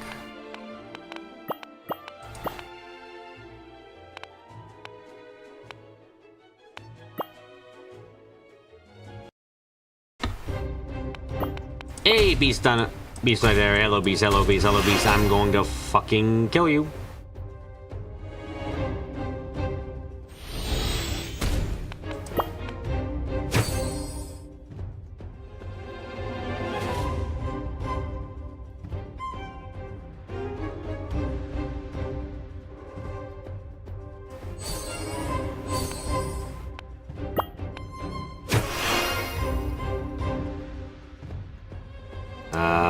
Right. This, that, I think this does murder. No, it doesn't kill straight up. Damn it. Ah, good. I can punch again. Hey, is that tree with the cute animal faces that Bean finds hideously disturbing? Yes, I dislike it immensely.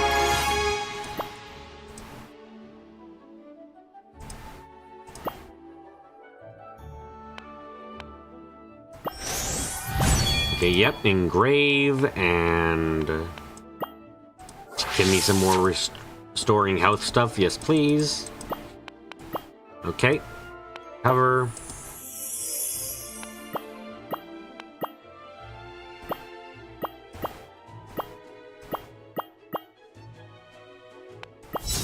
And fuck, we can start with a bit of sparks in that battle.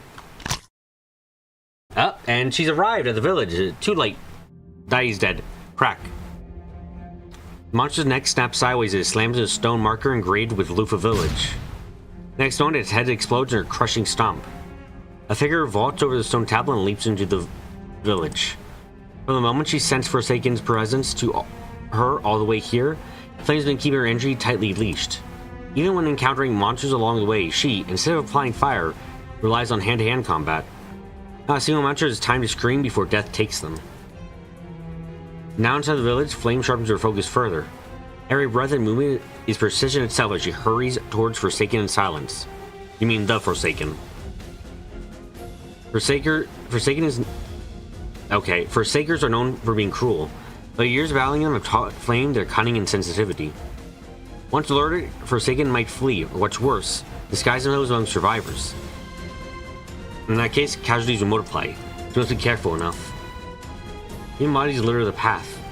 Flame can tell by a single glance for those twisted faces that have been demonic.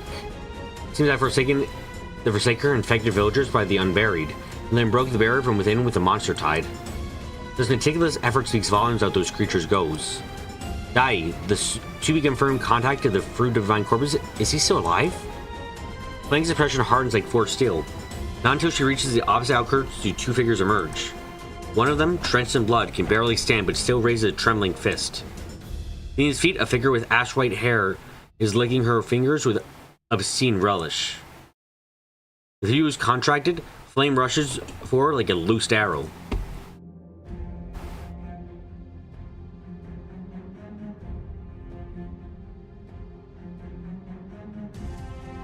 Her restrained power erupts into a raging fire that coils her knuckles and spreads her arm. You're doomed! Fire and fury crash down. The Forsaken reacts swiftly, his ash-white hair morphing into writhing strands that braid into a shield. Boom! The tremendous cracking sound. The force resisting Flame's hand suddenly vanishes amidst the raging flames. Rather than chasing the Forsaken, she leaps to catch the man soaked in blood in midair from the last updraft and lowers him gently. A flicker of her fingers... Yeah, boom boom. Directs a fiery barrel on the poor guy, while another gesture sends fireballs scorching towards the Forsaken, hiding behind a withered tree. Not until then she discerned the creature. The same CG, Lamau. Considering it's a retelling of the event, I'm kind of fine with it. The only reason that I find it a little bit odd is because, yeah, the person looking up at her crotch right now is not Flame, it's fucking Ian. Bestial stance plus gray-white, worm-like hair, obviously a high-grade mimic-class Forsaken. Rarely seen in the human-governed lands under the Kirch's control. The creature clutches her stomach in agony, a far cry from its earlier ecstatic finger-licking. Flame's gut twisted. Forsakens rarely reacts in this way after eating humans. Only the Fruit of the Divine Corpus shall induce this strong stupor. This necessitates a series of struggles to simulate the power. Dai perhaps has been...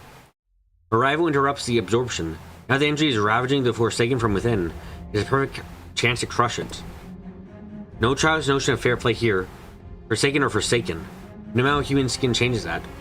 Such kind of effective misery is meaningless compared to the suffering of its victims. Fire roars to life around Flame. Killers deserve death. Man-eaters deserve to be eaten. So first choke this thing until it vomits up every stolen morsel, and then carve it apart. Now the core refiner purifies grains and crystals, and finally force them to weapons used to slaughter more of its kind. Trash belongs to the garbage dump. Damn. Their muscle... I feel like you can do a copy pasta with that. With I feel like it's a relevant copy pasta, but I can't think of it. Oh my god, at the moment.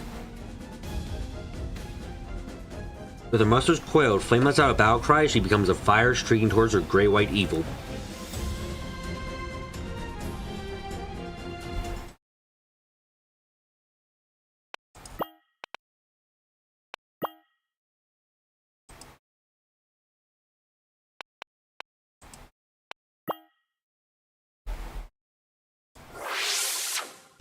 That makes you think back to Tsukihime and Face Night. You wonder because you don't remember, except for those scenes. The scenes generally so locked to Emi and Shi's Fury, don't they? I think they do, if I'm not mistaken.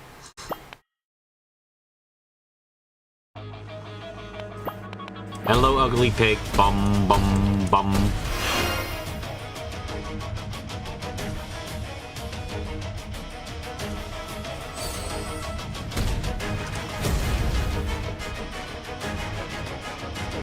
God, that did a fuck ton of damage.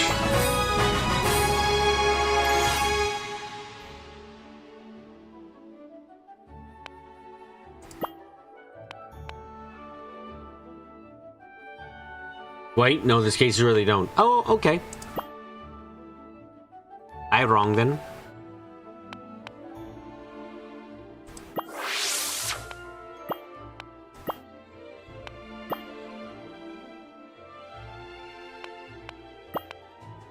Oh, goddammit, I'm poor.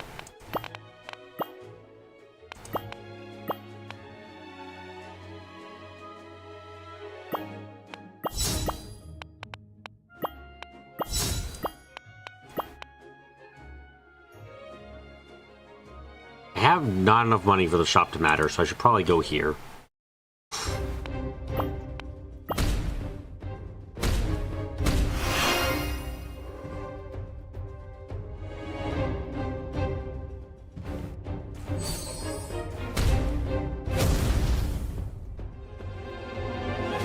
Okay, I think I figured out Flame's playstyle. You aura until you fucking win. Oh, what the fuck is this this fucking Olympus Company ass equation? Deal +1 remove card times 3. If damage over 40, draw 3 cards, gain 3 energy.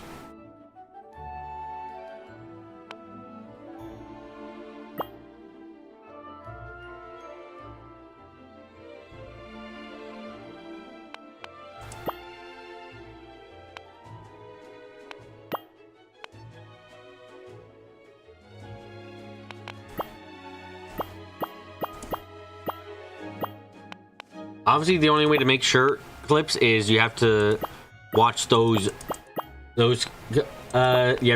cutscenes to double check, you know? You have to watch all of them, including those cutscenes. It's very important, obviously. RAM event? This is terrible.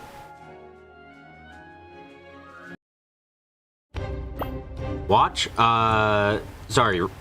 Read? Watch? Something or another? Apologies, my brain is 1 part dead.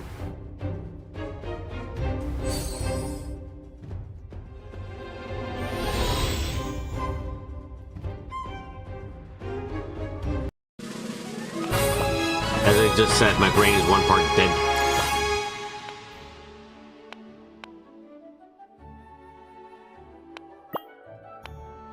I'll just take some money.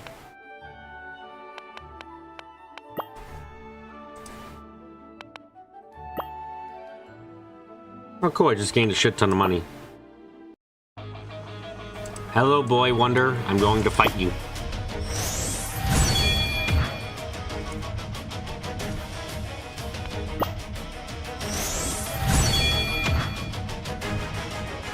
Ow.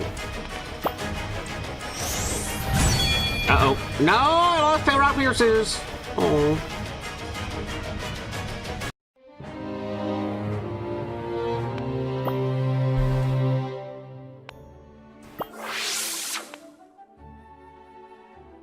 Oh. Okay.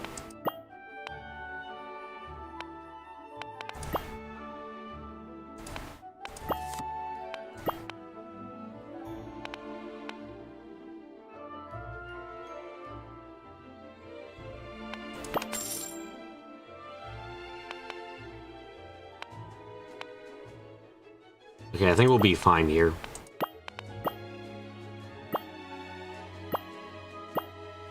Can I get these out of order? No? Damn.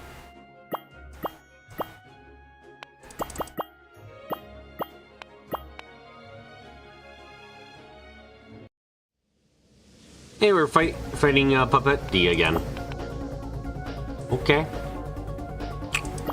Well, goodbye, Puppet D.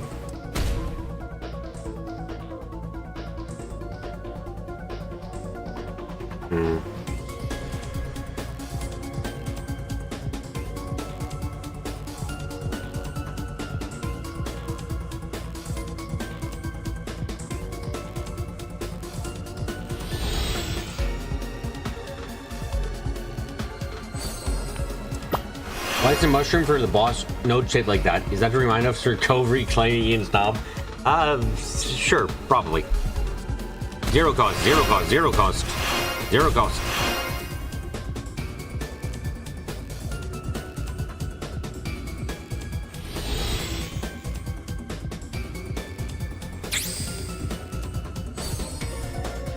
And too much damage.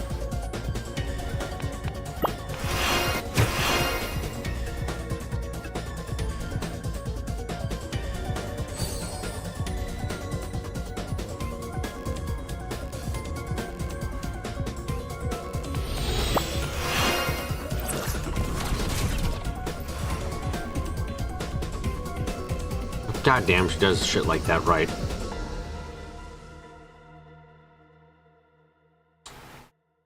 Upgrade a card randomly. Cool. Do that. Do that. And do that. Can I get my punchy cards back? Bum, bum. There we go.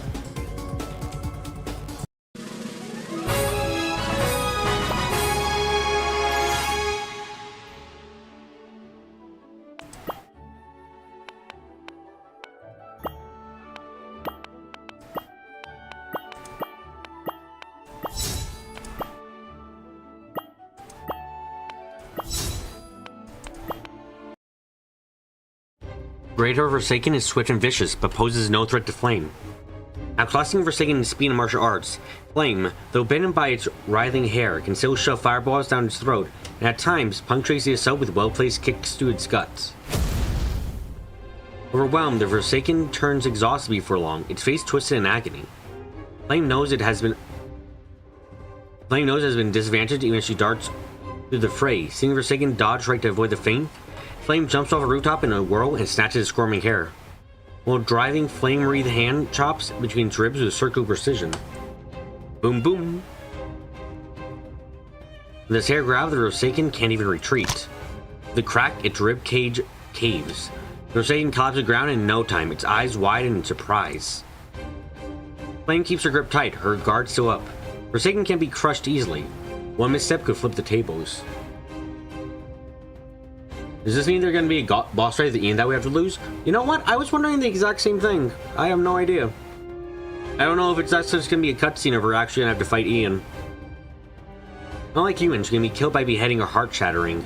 The Forsaken only wipe out when their weak spot is located. Sure enough, despite his cave chest, the Forsaken keeps moaning with his hands on his belly. Flame's gaze turns icy. Why bother waste time? Right. Let's burn it to death. After all, nothing's immune to fire.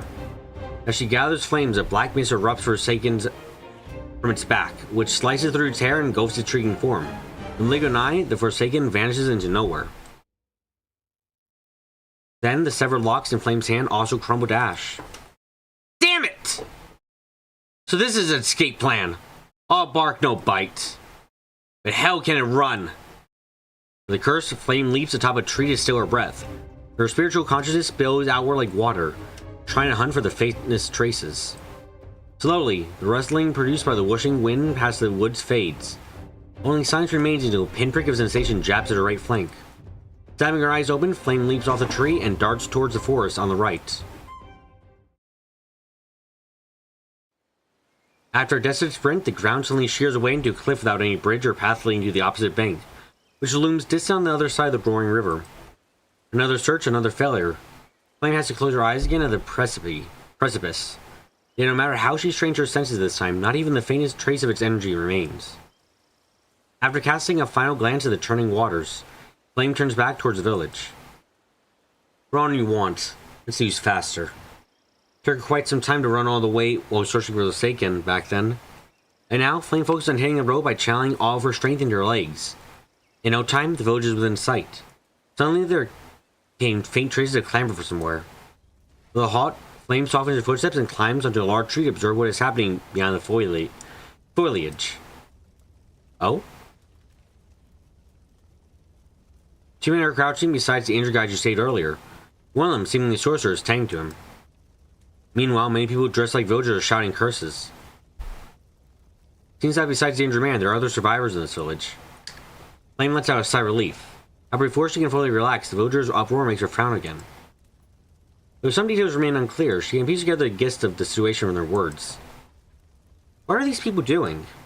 The fruit of the divine corpus drew the Forsaken here. In the face of danger, this guy raised his fist against the Forsaken even with his last breath. The reckless is undeniable courage. No one has the right to scorn such determination. At that moment, where were you? You now point fingers at him. Flame gaze turns colder when she faces the Forsaken. Unable to listen any longer, she leaps down from the tree amid the villagers' startled murmurs. Yet when she catches the villagers' eyes brimming with grief and tears, the anger in her chest instantly dissolves into sorrow. Aren't these pitiful souls who have lost their families? Surviving in chaotic times is hard enough. There's no right to demand they throw themselves onto the front lines. Without any time to dissolve their resentment, Flame has to clear the area as soon as possible. Otherwise, the Forsaken will escape for good. After taking a deep breath, Flame delivers a stern lecture with a cold face and sanctimonious tone of the church's doctrines, which has heard so often they grate on her ears. Seeing the villagers' fear grow stronger and stronger, Flame couldn't help but roll her eyes on the inside. Saying dogma is exhausting.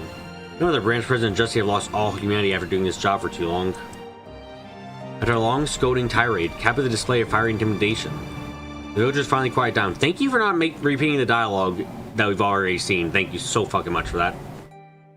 Flame sighs in relief. If she kept this up any longer, she would start channeling Justy's spirits. As the villagers turned to leave, a surge of emotion, somehow, wells up in her chest. Words had come out of her mouth even before she realized what had happened. Hold on! The villagers freeze in place, their limbs stiff with uncertainty. Flame presses a fist to her chest and speaks solemnly. Only I had returned faster.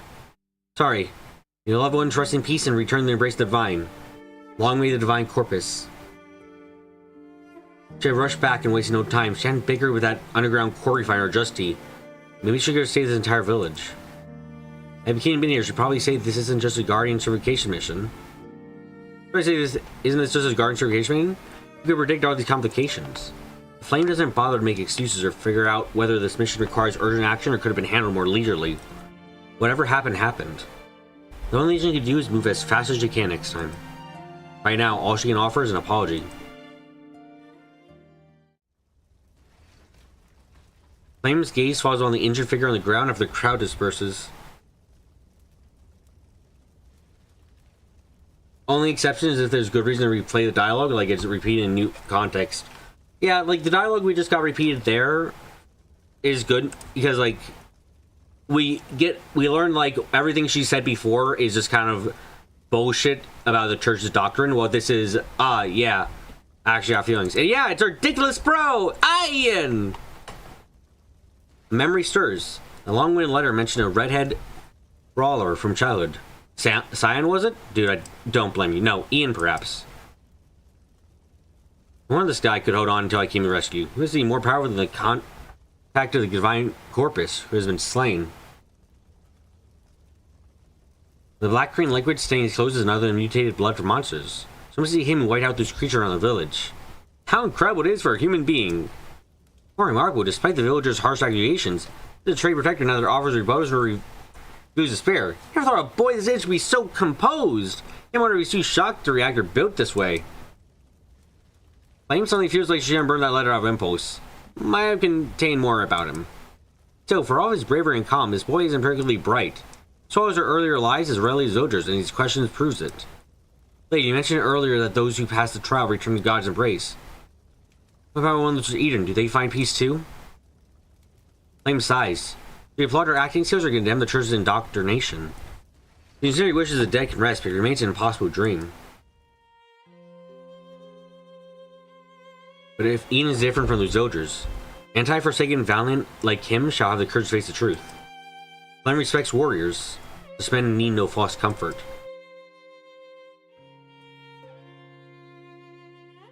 Oh, come on, young man. You're not that... Oh, but why are your things so stiff? Anytime I made that up? After shattering his illusions, Flame formally identifies herself. Stop calling me lady. My name is Flame, commander of the Knights of the Divine Fury from the Divine Corpus Church. Better keep it in your mind. Now that she has known his background and name, bringing the courtesy with her title is one warrior's highest respect to another. While talking leisurely with Ian, Flame scours Ember's search for the roaming Forsaken. The taciturn red-headed boy knows very well what question is worth asking. So Flame answers most impatiently. There's much to hide beside the church's secrets until he brings up revenge. What do I need to do to kill that Forsaken? He actually thinks eventual determination can bridge the gap in strength. How naive. If come to his rescue time, he and his friend would have been united inside that monster's stomach. Hitcher obviously is blind in his eyes. Flame answers frankly, staring at the drifting embers. You? That Forsaken is out of your league. I just can't be achieved through willpower alone. Give it to me, I'll kill her for you. But she's not the only Forsaken out there, right? Frozen for a moment, Flame turns to gaze at Ian once again. Does Brett understand what kind of future he's chosen, what he's to give up for all of this? The red-headed boy's eyes show not only stubbornness and clarity, but determination that makes her fists itch. Stan Brath neither wants to divide his time nor enhance his powers in the Divine Wing Academy. Instead, he insists on following Flame to seek revenge in no time. Flame gives up after several failed attempts of persuasion. Some lessons can be taught with words. Whether seeking revenge or transforming personal vengeance into a greater purpose, now they can be achieved through momentary rage, passion, or conviction alone. If it were that easy to slaughter Forsaken, the world wouldn't be drowning in so much sacrifice and loss. That said, the ranks of the Guardians are thinning from their endless campaigns. New blood is always needed. Don't turn away a promising new warrior. And then she finds out later he's a fucking prodigy beyond prodigies.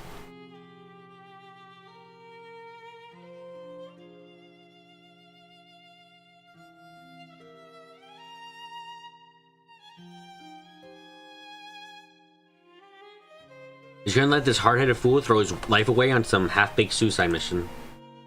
He rejects her advice, and she'll reject his company just the same. When she loses her trail, I have no choice but to cool his head. I'm determined he'll find his persistence pointless once knowing she's killed that great-haired Forsaken. And send the academy to be his only choice. Now that Flame has made her decision, there's no need to argue with the annoying brat anymore. The Embers finally pinpoint their target. As expected, a piece of flesh of the gray-haired Forsaken torn off during the battle. Immediately, she places it inside a prepared ritual circle to cast a tracking spell. The flesh naturally seeks to rejoin its original body. No better tracking medium. Think you can escape like a lizard shedding its tail? Fine. I'll turn your flesh into your death warrant. And he does it with fucking blood only. Damn. So it locks onto Eloane City. Its hideout is fully exposed. Lang is up to leave after storing the remains. A frustrated shout suddenly came from behind her. Hey! She stops but doesn't turn. Go to the Divine Wing Academy. Try to follow me, I'll break your legs. He spits out those code words and darts away, leaving the red-headed brat far behind. Not yet, kid. Not today. Grow stronger first, then prove to us all that your resolve holds true. Your wish has come to pass.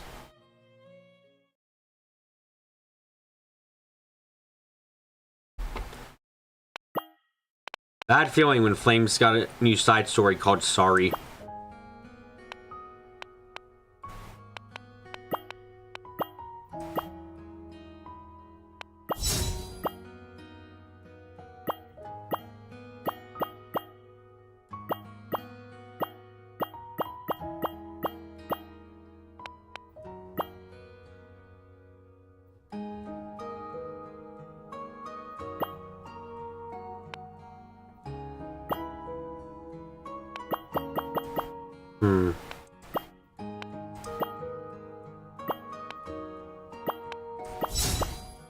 You know what? I want a bit more of a challenge, even though it's probably going to kick me in the ass.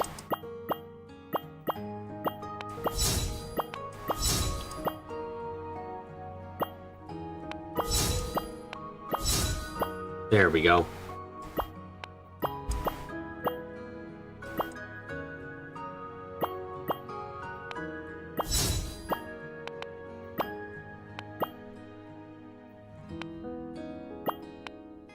Didn't you already tell me that hub was unlocked?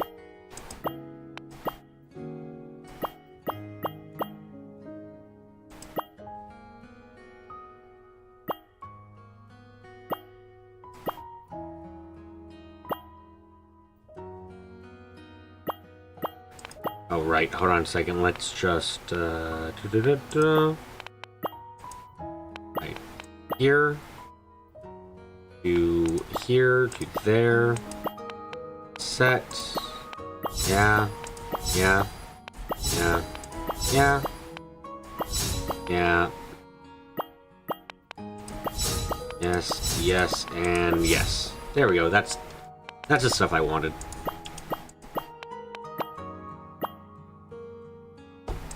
Okay, I think that pop-up might be bugged. I think we're going to be seeing that every single time I come in, right? Huh? Huh? Huh?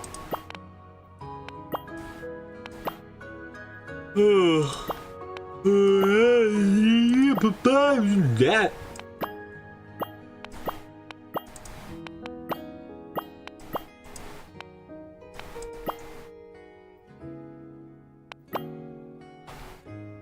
Man, I can't wait for more.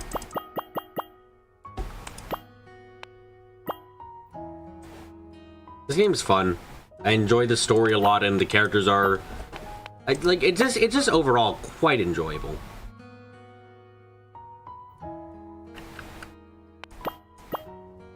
Execute? What? Did they what? Oh my god, are you kidding me? Wait. Oh, it's got a fucking command console that you can access. Okay. I'm not gonna mess with that, but I wasn't expecting that. Okay.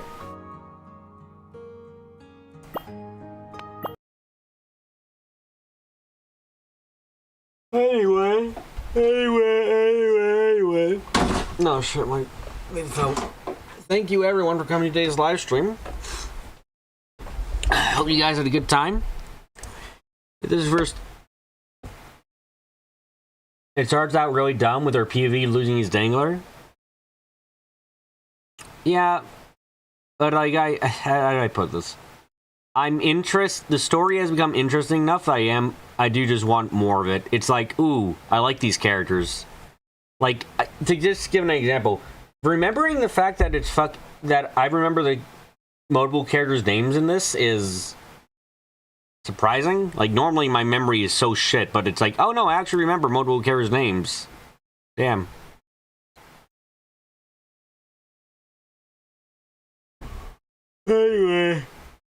Anyway. Thank you all for coming to today's live stream. Hope you guys had a good time. This is your first time coming, so just you subscribe and get notifications of where I'm streaming. I like thinking of the stream. You just like card games, BB. The story's fun too. This first time coming to the stream, I suggest you subscribe and get notifications of where I'm streaming. Leave a stream, leave a like, and leave a comment down below. And share the stream around to whoever think might be interested. But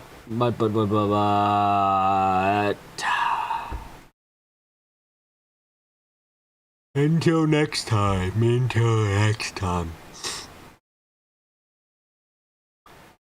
I'm gonna get up close.